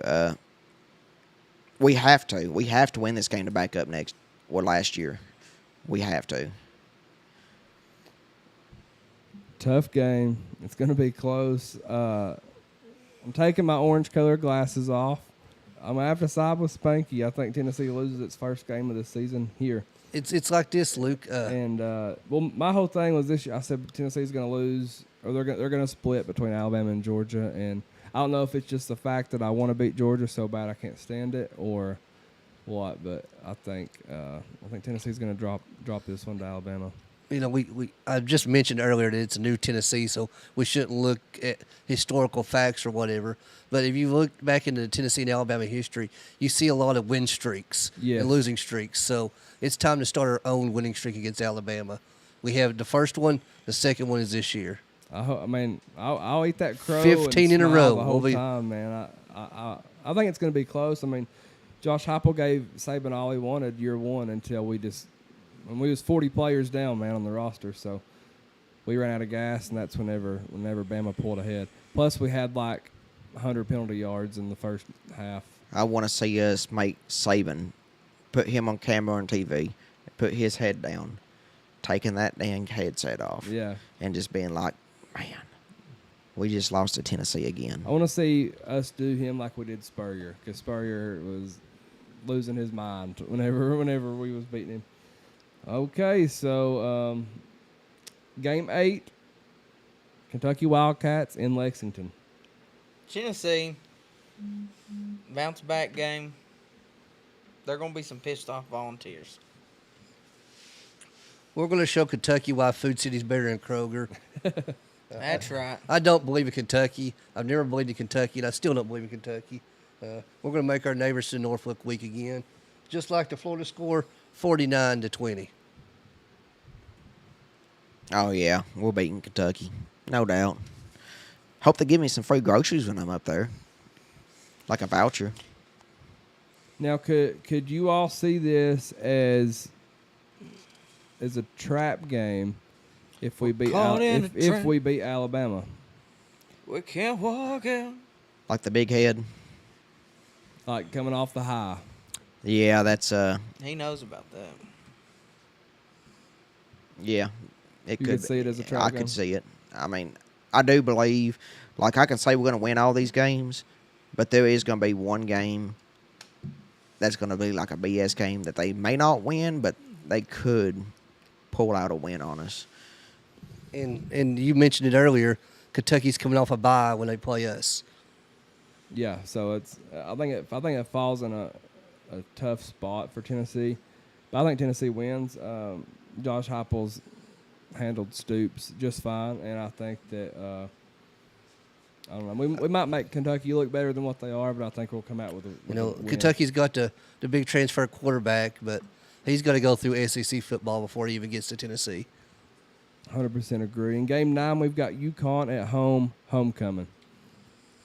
That one's an easy one. Just like Pat Summitt used to do, we're going to beat them Huskies. Yeah, it's Cakewalk City. We're going to do a circle drill at halftime and win 55-10. Poor UConn. I remember when UConn used to be like not good at football, but like Decent, yeah. decent enough to like make something of themselves. It's probably back whenever NCAA football was out on Well, heck, video game. you know, we're gonna win, but you know, UConn ain't even a part of a conference right now. They're independent by Well, there's a bunch themselves. of teams ain't even a part of a conference now. Look out west. No, there's just 5 teams currently independent, currently going in this year, currently independent in football. So, and UConn's one of them, and that's just crazy to me because UConn is a part of are they the they change so much anymore you can't even keep up with it in I think basketball. They're in the American. The American I Conference. believe so. See, they went from the Big East to the ACC to the American Conference, back to the Big East to the CUSA. So that's it. I'm just talking basketball out there, but it's just crazy that they're not in the conference to be UConn. It is wild. Yeah, I've got a easy win here too for homecoming. 12:00 game. We'll get out of there around 3:00 or so, and we'll be good to go. The good thing about that week is there'll probably be a big time prime time matchup that weekend we can catch later in the day. Hell yeah, go by Calhoun's or something and see what's going on. Game 10, Missouri at Missouri. Missouri's been talking all this crap, think they're going to be something else this year. Like, you're Missouri, the coach is talking that crap about Tennessee a few weeks ago. And here we go. Missouri, you're going to get... It's at Missouri, ain't it? Yeah, it's Yes. at Missouri. Been at Missouri Stadium. Great stadium. But the team... You're just going to be like 7-5 this year in the SEC, maybe 6-6. Sorry. It's going to be cold. 43-12 Tennessee. Oh, that's we ain't putting 60 something on them back-to-back years. It's too cold. I don't know. I was up there that one cold year. It was like, I remember that morning I woke up, it was snowing. And then as the day went on, it didn't get warmer. It got colder. And it was like 22 degrees in the stands. Because I remember I was trying to, like, drink to stay warm. And you couldn't drink enough to stay warm in that stadium that night. Missouri Stadium's about like my other co-hosts here. Can you hear me? Missouri Stadium's about like my other 2 co-hosts here. Something exciting you think you've always wanted to try, then you go try it, and then it's like, I don't want to do that again. I will say this. Missouri has a pretty nice stadium. It is. It's nicer than some places I've been.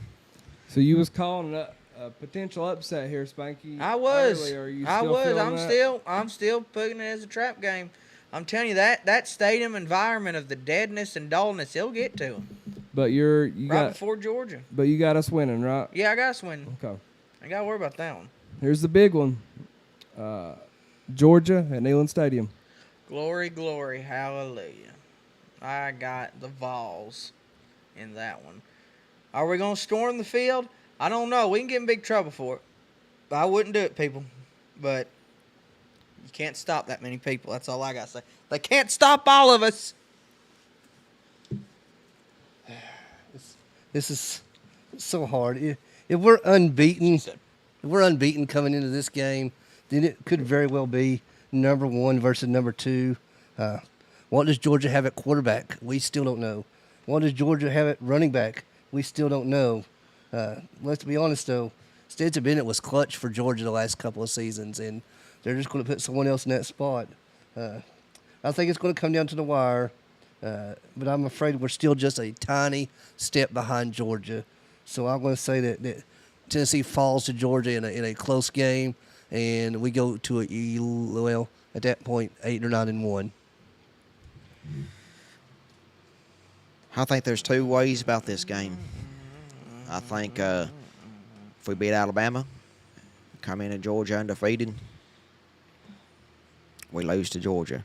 If we lose to Alabama, we come in, we beat Georgia.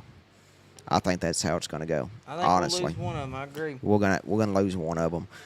I think that's how it'll fall, though. That Alabama game will be key to what holds the Georgia game. Hope not, but Georgia did lose the running back earlier today for the season, and they just decided a quarterback Saturday. So do you have Tennessee beating Georgia?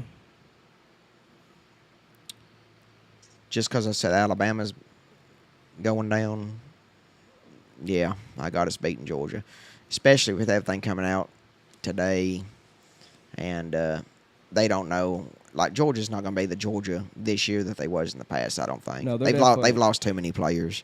They're definitely not three-peating. Game of the week, possible game of the year. College Game Day is going to be here. Shoot. SEC Network will be there. Vols Deep podcast will be there. Everybody's going to be there. The SEC East Championship should be on the line this week. Looking ahead. It's this simple. Call your mama, call your daddy, call your granny, and get your fanny down to Neyland Stadium, people, to see the Dogs get beat by the Vols. Yeah, I've got the Vols winning too. I think we whooped the ugly mutts in Neyland Stadium, and I think Tennessee goes to Atlanta. With that being said, I've got Tennessee beating Vanderbilt week 12. What about you all? I think we can all three agree right here. We can say it on count of three.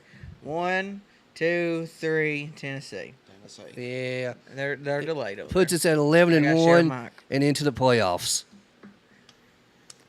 All right, so Corbin has them going 11-1. Spur has them going 11-1. Spanky has them going 11-1. 11-1. And I have them going 11. I don't think it matters who we lose to. Imagine that. If we all go to 11, if we go 11-1, we're all going to be thrilled. But here's the thing. Some of us here have us going 11-1, having a game right after Vanderbilt. Well, some of us have it going 11-1, but losing a West game in the process. Kelsey from YouTube says we punch our tickets to Atlanta this year, boys. Mark it down. I agree, Kelsey. I'd hate to be in that Atlanta. Super optimistic. Matthew on Facebook says we got the Aussie kicker dude. He's a beast. He is a beast, and apparently he is hilarious. And apparently all Tennessee fans are going to fall in love with this dude when we get to see him punt. Hopefully we don't get to see him too much, though. Any other comments I'm missing? I'm in a personal conversation with Coach Ryan Jackson, Yeah, I said it was a dumb take about Butch Jones. And, I got you. And I still stick with that. Ryan's not dumb by any means because he's a great guy, a great coach himself. He's saying that we were in the top 10 when Butch Jones was the coach, and he won the national championship with Alabama the next year after we fired him. I want to say as a analyst. I don't think he had a whole lot to do with that national championship. He was handing out the like the water bottles and stuff like that to him. Yeah. Kind of like Spanky. And Hey, do you know how much them water boys get paid? all right, Be so ashamed of that. that was our second main talking point of the day. We have the duel coming up. We have Florida, Alabama, Georgia, or other coming up. We have the Jersey Countdown. And we also have a nice giveaway coming your way next right after these messages. Trident Hydro Clean. Your exterior home cleaning professionals. House, roof, driveway, concrete, gutters, and much more. Trident Hydro Clean. 865-363-8815. They've been in business for 5 years, and they have a 5-star Google rating and a 5-star Facebook rating. Call Jacob today. Give your house, driveway, and/or patio the care it deserves. 100% satisfaction guarantee. See the difference between a professional and amateur cleaning. That's 865-363-8815.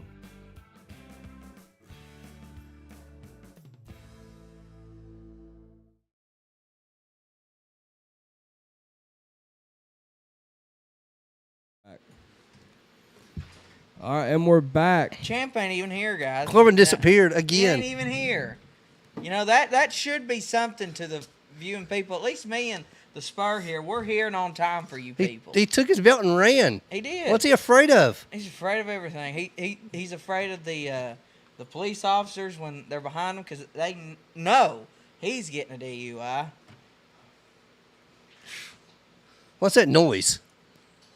What's that smell? I don't know if that's musk or. It smells like Tennessee Skunk. River in here. Jake Davis. Yeah, Jake Davis on Facebook says we're beating Georgia. Oh, good Lord. Oh, good Lord. 100% Oh, agree. my God. The champ is here, the only champ, the two-time Corbin's champ, back. the Come most on days down. combined as champ, the Come on greatest of down. all time. I'm the only one over here dressed for football season. Come on with it. Because it's hot outside. My Lord, pal. Calm down. Where have you been, losing to Coke Kazana and wrestling? Oh, yeah, that's cute, huh? Well, guess what? I was laughing all the way to the bank. You on had that one, two baby. belts and you lost And both you, of and them. you was the drunk sitting on the front row as I'm laying there in that ring, and I look over and I'm thinking, what the hell's he doing? He's trying to get in the ring. And you know what? You spent $20 on a Kirk Kazana shirt that I threw in the crowd. Coke Kazana's the man with the plan. Yeah, I bet he is. He had to jump on the Spank and Stew Crew bandwagon just to get relevant around You here, had to just buy like a everybody belt. else. You had to buy a belt to be a champion. He lost I that didn't belt. buy it. I won in a tournament down in Mexico, and you know this. He's only got the belt over here beside me because I let him have it last week. Charity. That belt ain't even Tennessee orange, pal. And you're holding it. At least I don't got Sharamock. I should say something right there. That's because you're too big. Hey, yeah, I'm too big, baby. Hey, the women's pet, men's regret. Got the love handles, baby. This is peak male performance right here. I'm the greatest. That's all that matters. Thank you to all my fans out there that's going to vote for me. Now, I appreciate every one of you. I love you all What to a piece death. of You're the work. greatest, sexiest dang things I've ever saw. You can't. Can see we them. just get to the questions We so I can have- beat these two? buddy. We have the duel presented by Premier Excavation. We've got the Spank, we've got the Spur, we've got the champion, Corbin. They're going to battle it out over a few tough questions. The listeners in the comments, let me know who you think wins the duel. And that's who we're going to crown the champion. Question number 1.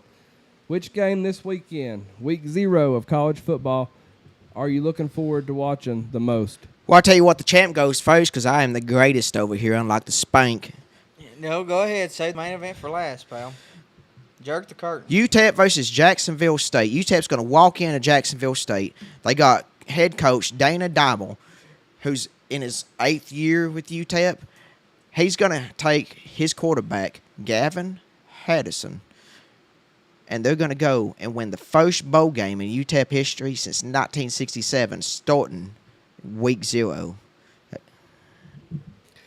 I think the best game of week 0 may be Ohio and San Diego State. Ohio's got returning quarterback Curtis Rourke, who threw for over 300 or 3,000 yards last year, and San Diego State has a pretty stout defense, so that'll be a good contrast. But the game I'm looking forward to the most in week 0 is Hawaii at Vanderbilt, and I'll tell you why I'm looking forward to Hawaii and Waiting to Vanderbilt, see how it's because I going. can't wait to laugh at how terrible that Vanderbilt Stadium looks. It's going to be the laughing stock of college And football. you know they're going to And talk about it. You know they're going to talk all about it. 3,172 Vanderbilt fans are going to be there in that crappy-ass stadium.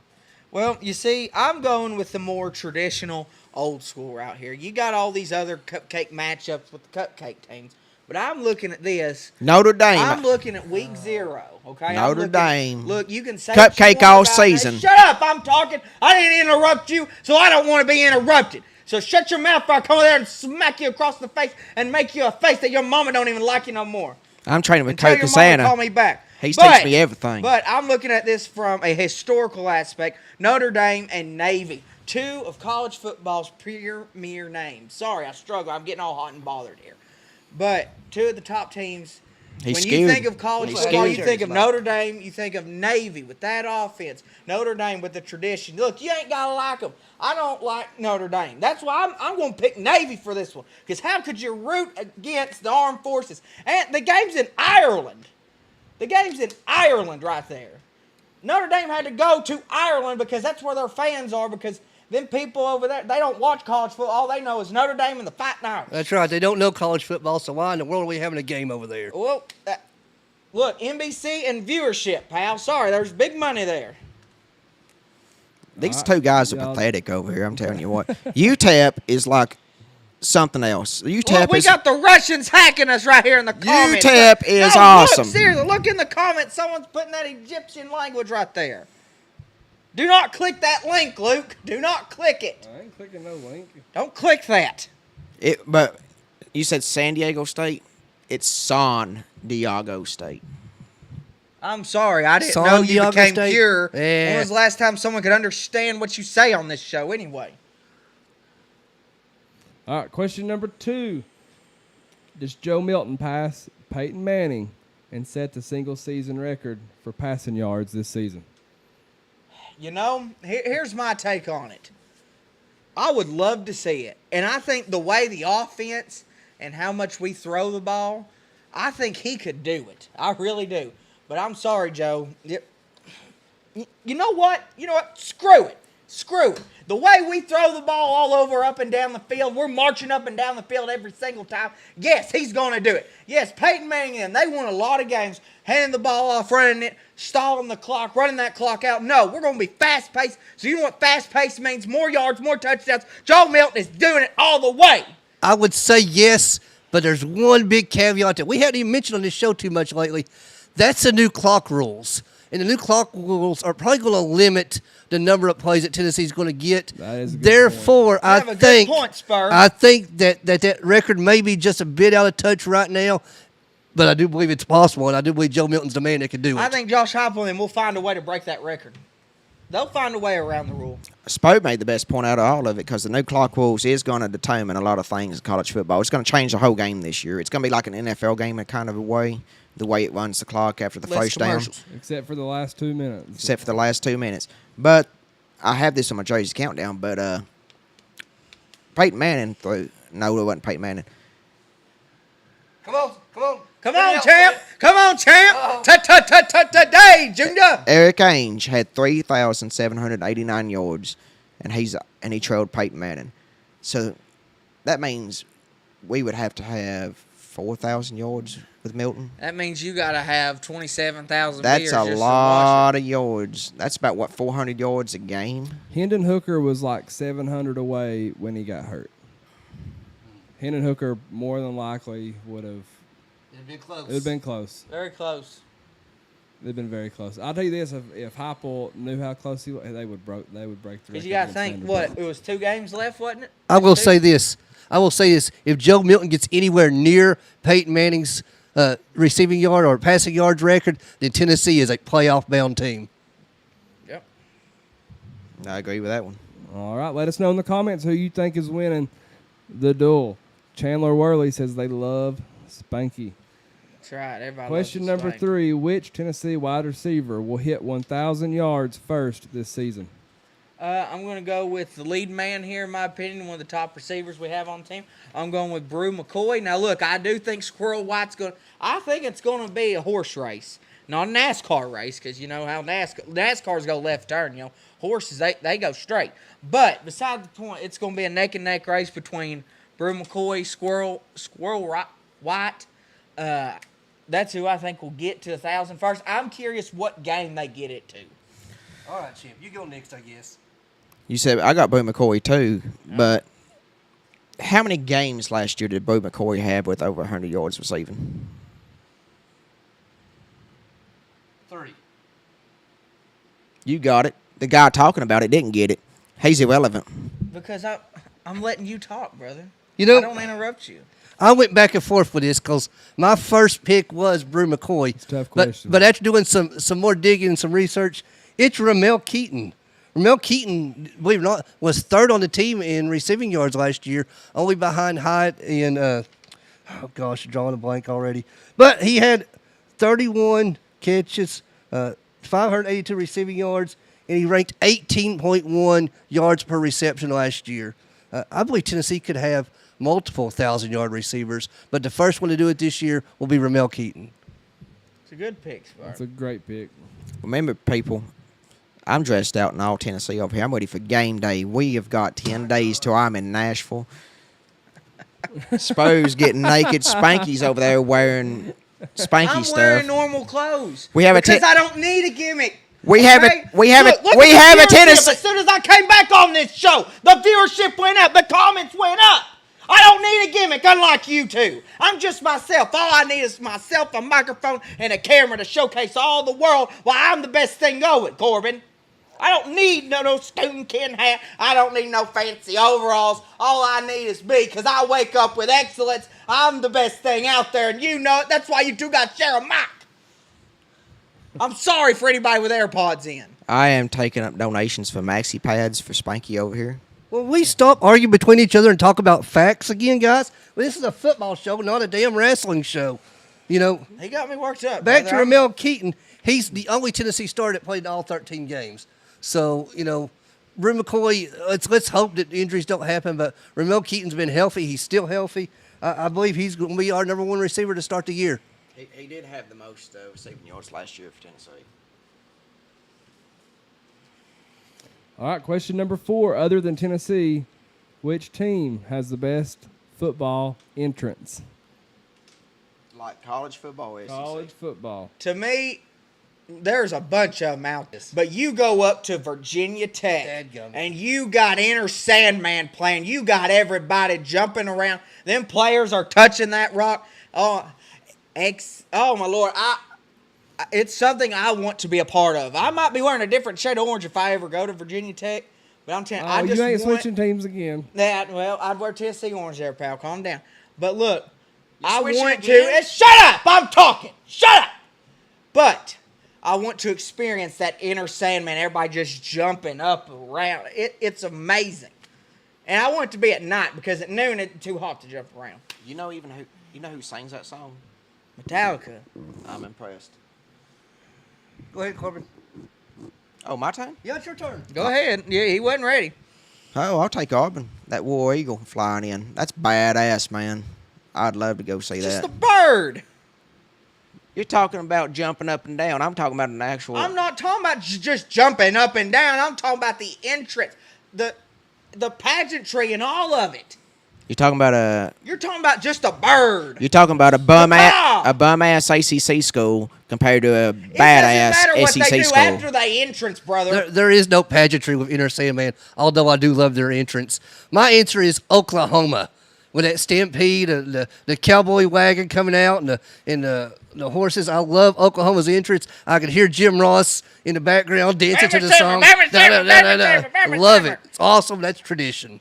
Here's my hot take. I rather prefer the Colorado Buffalo over the Oklahoma Sooner. I love the that's Buffalo a real too. buffalo out there running around, not a horse and buggy. If you want to see a horse and buggy running around, go up to Deer Lodge. saying it's not a real horse?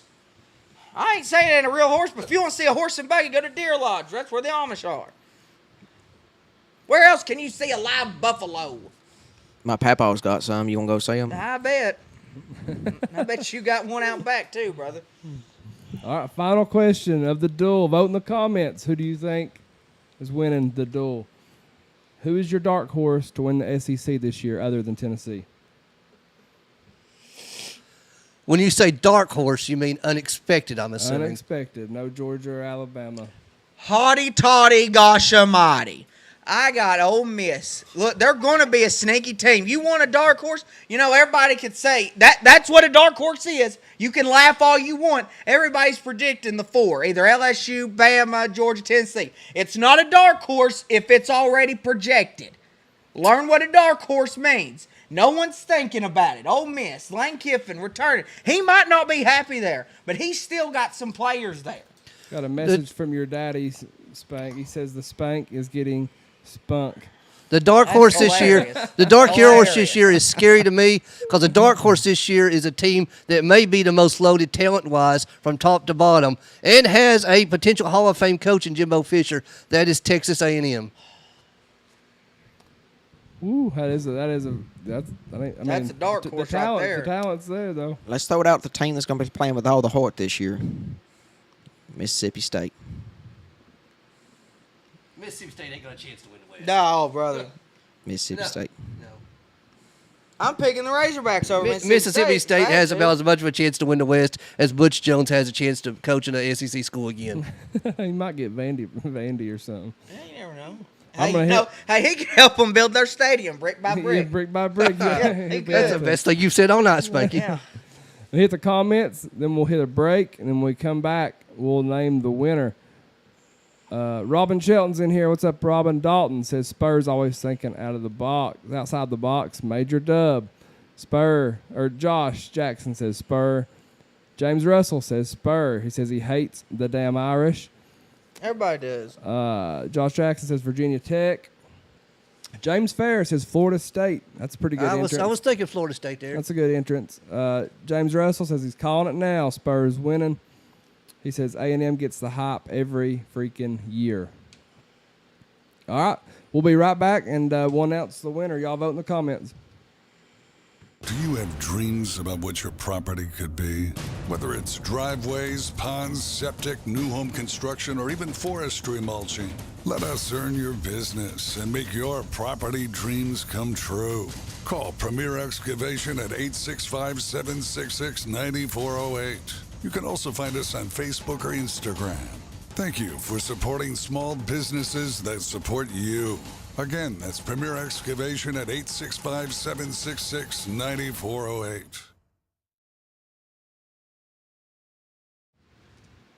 All right, and we're back. We still got some votes coming in on YouTube and stuff, so let's hit the jersey countdown, and then I'll come back and tally these things up. Let's see what we got. I had one I was meaning to read, and I lost it.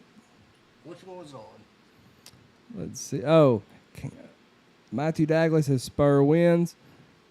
Caden says, no offense to Spanky, but looks like Spanky is a Florida fan, but he's sounding like a Virginia fan. No, my lord. Do you people He's not a- understand what takes are? Matthew Like, my Da- lord, you people want to say I'm a Florida fan. Well, guess what? All you Tennessee fans, look, yeah, I've switched over. I'll admit it. But you wish you could be right here where I'm at. But guess what? You're not. So go ahead and just hate on. Just hate on. Keep commenting my name. Let me be relevant in your mind. Keep doing it. He's got hot flashes. He's It- Virginia, that's Florida, fine here. Tennessee. He needs some maxi pads. We'll My get our lord, nation you box ask a up for him. question, everybody thinks you're a fan. I guess that means Spurs an Oklahoma fan. No, I'm not an Oklahoma fan. Okay, we'll But- see. but- I made a point. But Matthew Dagley had a good point just a minute ago when he said jump around in Wisconsin. That's Wisconsin. what I was about to read. Yep. Let's see. That was a good one. We've got a couple Yeah. votes for Corbin coming in. That's because Corbin texting all his buddies. I am the greatest of all time. I think all my fans out there vote for me all day, every day of the week. He's probably buying them miners alcohol. That's why they're voting for him. That's why. Let's see. All right, we've got a tie right now. We hit the jersey countdown. Let me know in the comments who just won the duel. All right, Tennessee football, 10 days away today. Saturday's show, we went all the way to number 14. So let's start at number 13. All-time jerseys. Give us a name. I got number 13. I got Kevin. Spur, help me say this. I have Wartburg education. Help me. Say that last name. Zerker. Kevin Zerker, wide receiver, played from 1988 to 1998. Or 89, my bad. That Chick-fil-A got to me, brother. You know, I had the same number 13, Kevin Zerker. He's on top of a player at Tennessee. He's the longest tenured member of the Tennessee Athletics executive staff. He is the Associate Athletic Director of Facilities and Capital Projects and is very, very much responsible for all the renovations going on at Neyland Stadium. I got somebody who actually left us at the end of his career, DeAndre Johnson, but he was under Pruitt, so understandably so. Played in 40 games for us, SEC defensive linebacker of the week one time. Played in 2017, 2020. I'm going to go Terry Fair, defensive back, 1994 to 1997. Amazing defensive back. Only all SEC player to wear number 13. There weren't many players wearing 13. Not many. 163 tackles, 2 forced fumbles, 19 pass breakups, and 11 interceptions in his career. Also, just a great kick returner. First-round draft pick, 6 seasons in the NFL. Number 12, who do you have, Spanky? I got Microphone, Big Dive. Okay, sorry, pal. But number 12, even though he transferred away from us, I'm going with, because I could say Nico, and I know someone here else probably going to say Nico, but I'm going with Quentin Dormady. Played from 2015 to 2017. He finished out his career at Central Michigan, I believe. He was a quarterback battled from them times with the Butch. I took Randy Sanders, the great Randy Sanders, more for his coaching career than his playing career, because he was the only coach to be a part of both the first and last BCS national champions, as he was a offensive coordinator at UT, and he was a quarterbacks coach at Florida State. He led Jameis Winston to becoming the youngest Heisman Trophy winner of all time. I thought that was Manziel. Oh, well, okay. James was younger. Okay.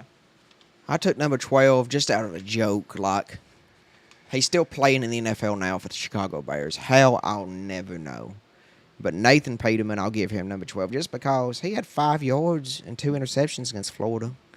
I mean, I remember watching the NFL game on TV back a few years ago, and he's playing for the Buffalo Bills. He started and set an NFL record with 5 interceptions in the first half. Like, that's impressive. Very impressive. Very impressive. Good job, Nathan Peterman. Good job, man.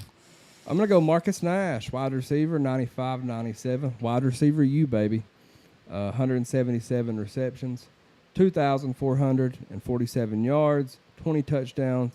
Won the SEC championship his senior year. Another first-round draft pick.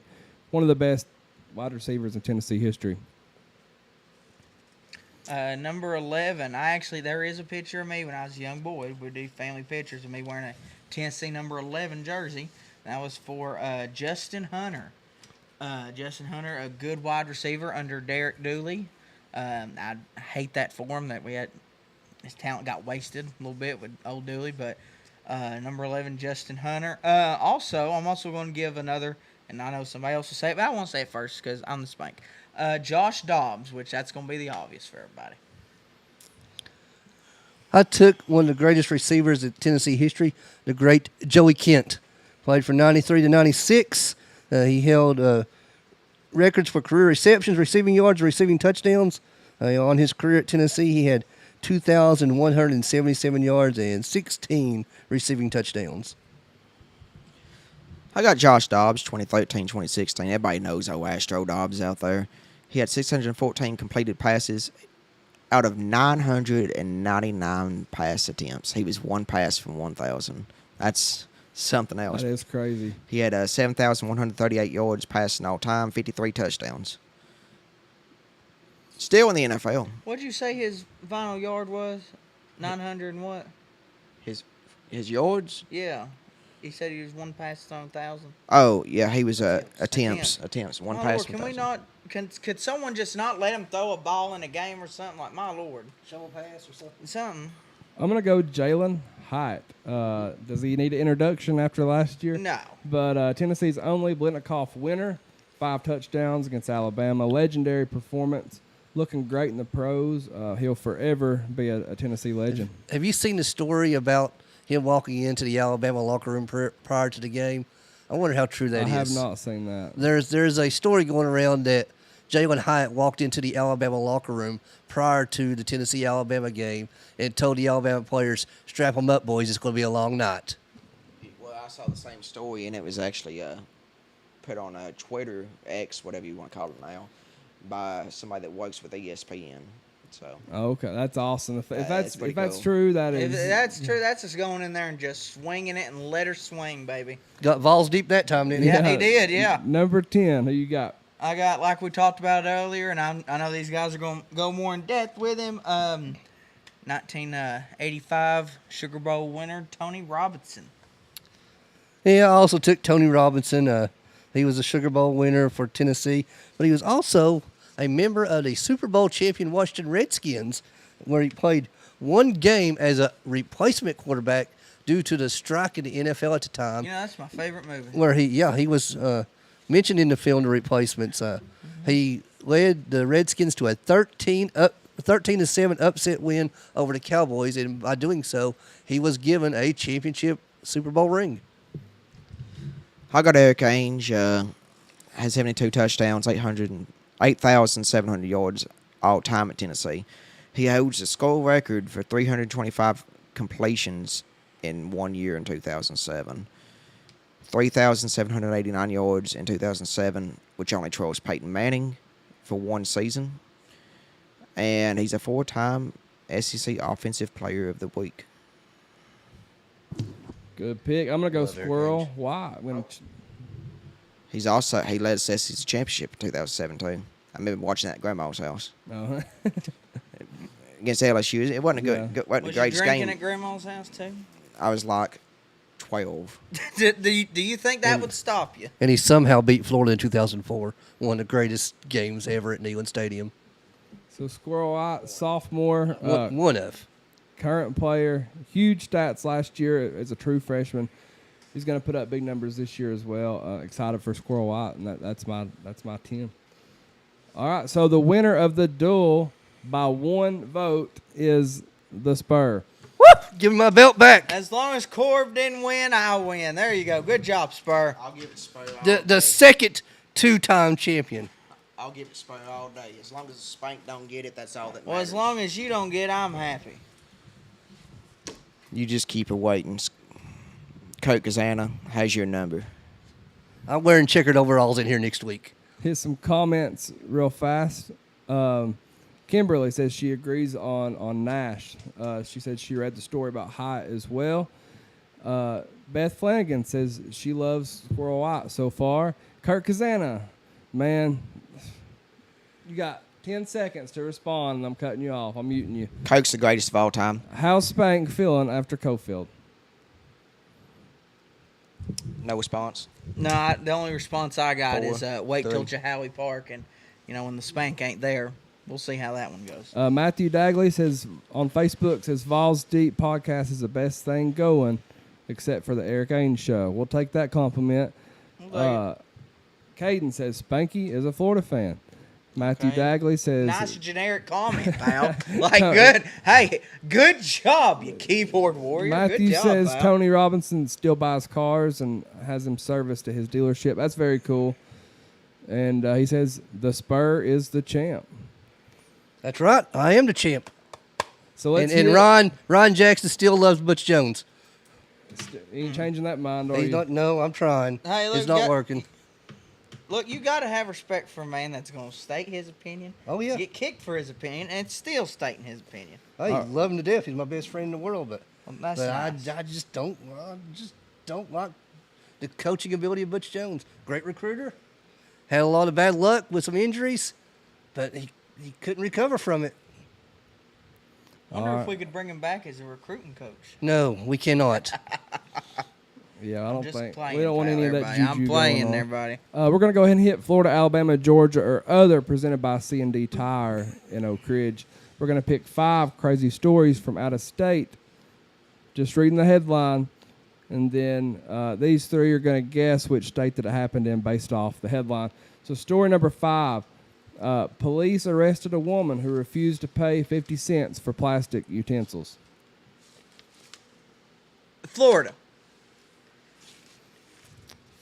What kind of plastic utensils we talking about for the woman? Oh, my God. I'd say just Corbin. forks and knives and a spoon if I was guessing. Oh, that's boring. That's got to be Alabama. They're pretty boring down there. This sounds like some kind of liberal crap in California, but let's do the traditional thing and pick Florida. This happened in Alabama. Oh, Lord. A woman dining That's at right. Waffle House refused to pay 50 cents for extra plastic utensils. I'd be pissed, too. I Wait, wouldn't pay Waffle that. Waffle House Waffle charges House. 50 cents for utensils? They have rules in Alabama. She ended up tackled and on the ground by Alabama police officers. The father said that his daughter had dined at the establishment a week before and was given plastic utensils for free. She asked Waffle House corporate phone number so she could call and I guess have a formal complaint. And shortly after the situation, it turned hostile, and I guess she got arrested. When does Waffle House use plastic utensils? I remember one time I went and we were like, "Can we have some silverware here?" And they brought out a dirty cup with some dirty water in it, with your forks, spoons, and all that, and a rag that said, "Here, wash it." You don't go to Waffle House for the service, people. You go because it's open. She could have changed this whole scenario. She just had plastic utensils in her. Corbin. Corbin. Clearly, the Waffle House Calm challenge down. is on our list of punishments, correct? Sorry, say that again. Clearly, the Waffle House challenge has got to be on our list of punishments Yes, at it's some point. What's gotta the Waffle be. House challenge? Oh, you'll find out soon You'll enough, find Spank. out. All right, story If I number keep 2. donating. Man arrested for stealing more than 70 pool floats from neighbors to have intercourse with them. Oh, that's Florida. That's Florida. That's Florida. That's Florida. Statistics say these crazy things happen. 4 out of 5 of these are going to be Florida, so we So already know the we've next got. ones. I'll try to change it up a little bit this time, but it is Florida. Hey, it's Hamilton, Florida man was caught having, I'm going to say, intercourse with Relations, a making pool love. float by the side of the road. He was arrested. All right, but get this. In 2002, he was caught doing this with an inflatable pumpkin. All right. In 2011, he was caught having intercourse with a pink pool float and arrested. In 2013, he was caught doing this once again in his front yard in front of the neighbor kids. Oh, God. He was sentenced to 11 months in jail this time, Oh, God. but was released early. Now, again, he's been caught with over 70 pool floats that he's stolen. Is there a woman out there that can go up to that man so he ain't got to use the pool float? There used to be a show on TLC called Strange Fetishes, and you know, if pool floats is your thing, then whatever floats your boat, no pun intended, but yeah. Hey, look, if it was in the pool that he's doing this on, that's pretty impressive in my eyes. That you can do that on a pool the float. 2013, he was in the front yard. Oh, well, oh, okay, well, never mind. This is just weird. Like, who does that? Like, I'm craving some pool float. Yeah. Give me that rubber. All right, number 3, man arrested for his 9th DUI, claiming beer is his coffee. Sounds like someone else I know here. Yeah. I'm gonna go with Who's that? other. I'm gonna go with other. I'm gonna go with the state of Tennessee on that one. Go ahead, Corbin. Georgia. I was going to guess Georgia as well. Somewhere it's going to be a little bit lenient on DUI in prison. I know after 4 in Tennessee, you go to prison. Yeah, it's Florida. Florida man with 8 prior. It would be Florida. It would be Florida. He's going to switch it up tonight. Prior DUI. Google Florida, man. Google Florida, man. That's all you got to do. Florida man with 8 prior DUI convictions is being held on bond after pulling into a fast food restaurant drive-thru window while intoxicated. Philip P. Jordan, 58, was arrested after driving drunk into a KFC building. After being arrested, Jordan told police he had drank beer for breakfast and that beer is his coffee. Look, I'm sorry, but this one comment just has me laugh. Oh, there's a few on here that I've tried not to think about too much. Beth, that's a good one. That's a good one. I'm way behind. That's a good one. Don't entertain him, Beth. You'll be sorry. Yeah, that's a good one. All right, number 4. Woman arrested 4 times in 26 hours for playing AC/DC's Highway to Hell too loud. She sounds like she Does that don't make you laugh? Wait, was She likes to arrested party. 4 times? She likes to party. Woman She sounds like arrested fun. 4 times in 26 hours How is she getting out? for playing AC/DC's Highway to Hell too loud. Arrested 4 times. How do you get out at that point? You think? I want to think somewhere crowded. So she's got a small apartment in New York City. Yeah, I'll go to New York. Other. Somewhere not the United States. That It happened in New Hampshire. I was close. I was moving northeast. True story, because I looked it up like 3 or 4 different Almost times. had Canadian on there. She was released, then just released again and picked up and released again. Finally, I guess on the final arrest, the judge suggested a pair of headphones so she could play it as loud as she wanted to. Austin in the Hensley in the comment says had to happen at Q Dogs. Q dog. Oh, cute dogs. That Corbin knows all about Q dogs here. You know, he's the expert. I don't go to cute dogs. Josh says get that man a blow up doll, and Beth says I guess the AC. I'm hoping it's the AC/DC part sounds like your mom, and not the floats. All right, we're gonna be right back. We're gonna do our our weekly predictions, week 0 games, and then we're gonna do some giveaways.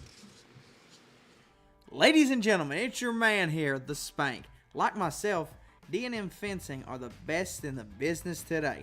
They can install wood, chain link, vinyl, picket, composed metal, barbed wire, heck, bring them bamboo sticks, and they can install them things for you too. D&M Fencing, do it right the first time. Their numbers are 865-435-4515 or 865-387-1026. Give my friend Ted a call today. That's D&M Fencing.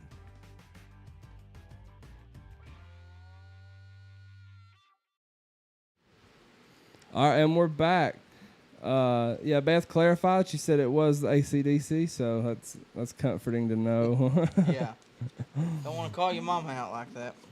Matthew Dagley says, is Eric Ainge and Brian Rice aware of these? I don't think these are suitable for radio. I'd say Cumulus don't let them get like we do on here. All right, so week 0, game 1, Ohio at San Diego State. I got San Diego State University. They are a 2-point favorite, so I got them. Thank you for saying the right pronunciation of it. You know, I figured I'd be proper for once. But Ohio's going to win. The MAC conference is always tough. Like, with each other, that's why they always go even. But they're a tough conference to beat. I've got Ohio as well. They have just too much offense for San Diego State. See, I said San Diego again. They got a returning quarterback who put up over 3,000 yards last year, so I like Ohio to win this one. All right, so we've got a split already. That's good. I was worried about week 0. There's not a whole lot of competition. So, all right. So game 2, Navy and Notre Dame. God, I wish Navy would pull it out, man. I want Navy to win so bad, but it's in Ireland. They're already a 20-point favorite right now. They ended the year last year better than they started. I think they'll have some momentum going into it. I got Notre Dame. Yeah, Notre Dame's going to win this game handily. I got the team that's going to play nothing but cupcakes all year except for a couple games, Notre Dame. Navy kind of cripples themselves in a way. I mean, they do a lot of triple option. Not as much as they used to, but they still do too much triple option. All right, game 3, San Jose State and USC. Wasting time, Spank. Oh, okay. I was going to let, Champ go first, but I'll go, okay? You're listed first. Because I'm the draw here. But I'm going to go with number 6, USC, just like everybody else. They're a 31-point favorite, and obviously Vegas knows something, and I think USC and Lincoln Riley are going to keep on rolling. I think USC shows off a little. I got them winning by 4 touchdowns. That's the USC thing to do. USC, Caleb Williams is going to have a good year this year. I'm going to stick by it. USC is going to be a top dog in college football. All right, and now we've got Hawaii at Vanderbilt. I'm going to go with, and I cannot believe this. You know what? I'm going to switch it up here. Even though they are a 17-point favorite, which I never thought I'd see the day that Vanderbilt is favored over somebody by 17 points, I'm going with the Hawaiians. Oh, wow, okay. Wow. I am. Because Vanderbilt, they're going to be all confused about why their stadium is just a hot bar mess. They can't even make their entrance that they normally do. I don't know how they're going to enter the stadium. It's under construction right now. They're going to have to wear a hard hat just to get to the field. You know, Spank, as much as I like you and you saying that, Hawaii is simply awful. They're terrible, and their stadium may be worse than Vanderbilt's. The way I understand it, they're having all kinds of problems down there, and I'll be surprised if they survived the year. To be quite honest, Vanderbilt is still an SEC team for some reason. They did go 5-7 last year. Baseball. They have some good wide receivers coming back in a decent quarterback. So Vanderbilt's going to win this game in front of all 4,000 fans. I got Vanderbilt too. I mean, yeah, they're the SEC. They have to win this. But how do you think Vanderbilt? Like Vanderbilt is the lead off SEC school this year. Like, and it's week 0. That's not a good thing. Like, you don't put teams in week 0 for no reason. It's just the bum ass teams. It's the referee shortage, pal. I've got Vandy as well. Have I even been making my picks? You know what you picked. Okay. You know. I got you. Just making sure. All right. Then we've got UTEP, the Miners. Corbin's Miners Oh, at God. Jacksonville. Coal miner's daughter. at Watch Jack- out for Loretta Lynn over here. At Jacksonville State.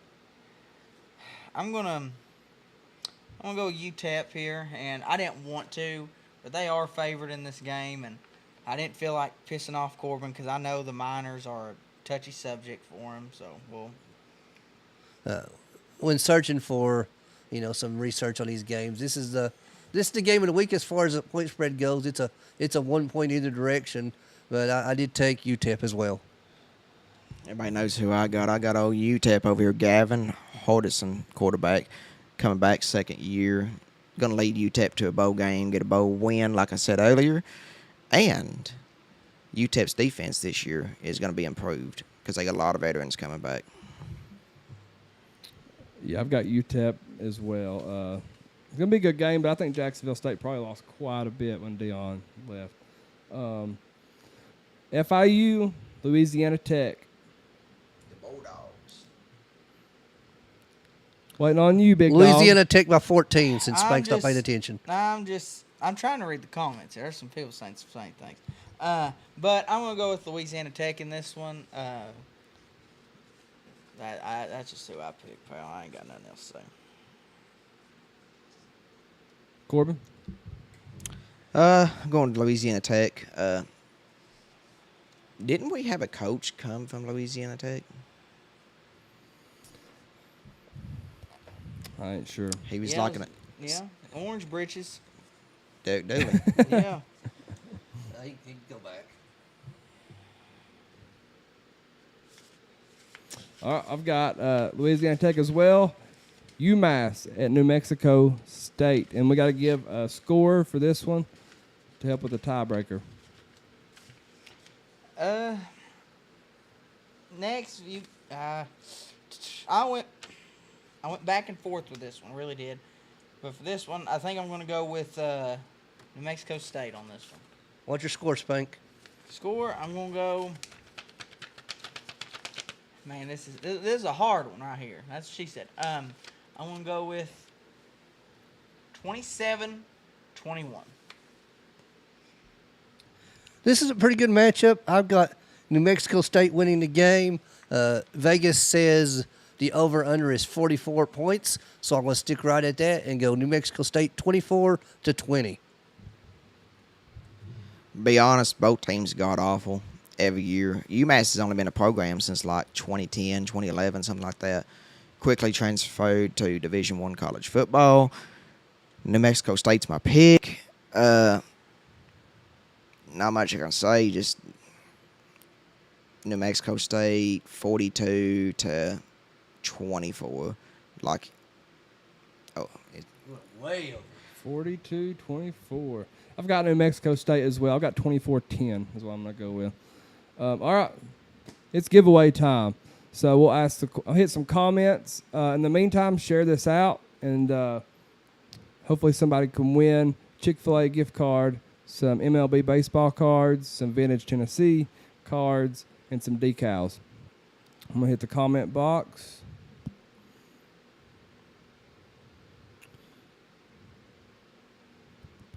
Kurt Kazana says, hopefully Spank and I can make up. And by the way, why does Spank know who that masked man was? I don't know what you're talking about, pal. You don't know. Don't know what you're talking about. Austin says Dooley came from Louisiana Tech. I was thinking, like, Hey y'all, it's the Vol Daddy. The I was thinking current coaches. messed that up. All right. How many people we got at watching? Let me check. A few. Yeah, we got plenty. All right.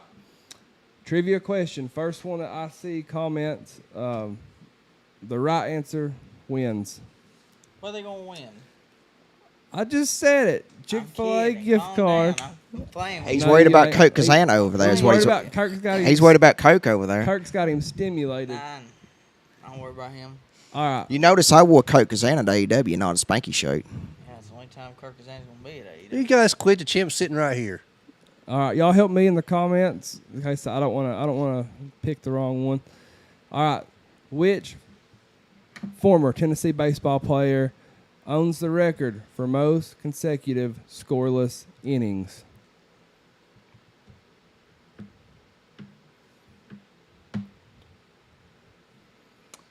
There's some like Jeopardy music going or something.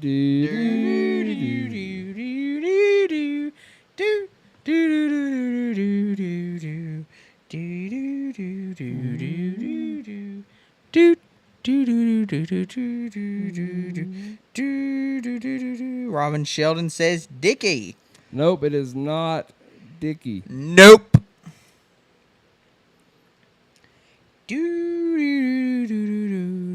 Come on, people. We don't want to be here all night.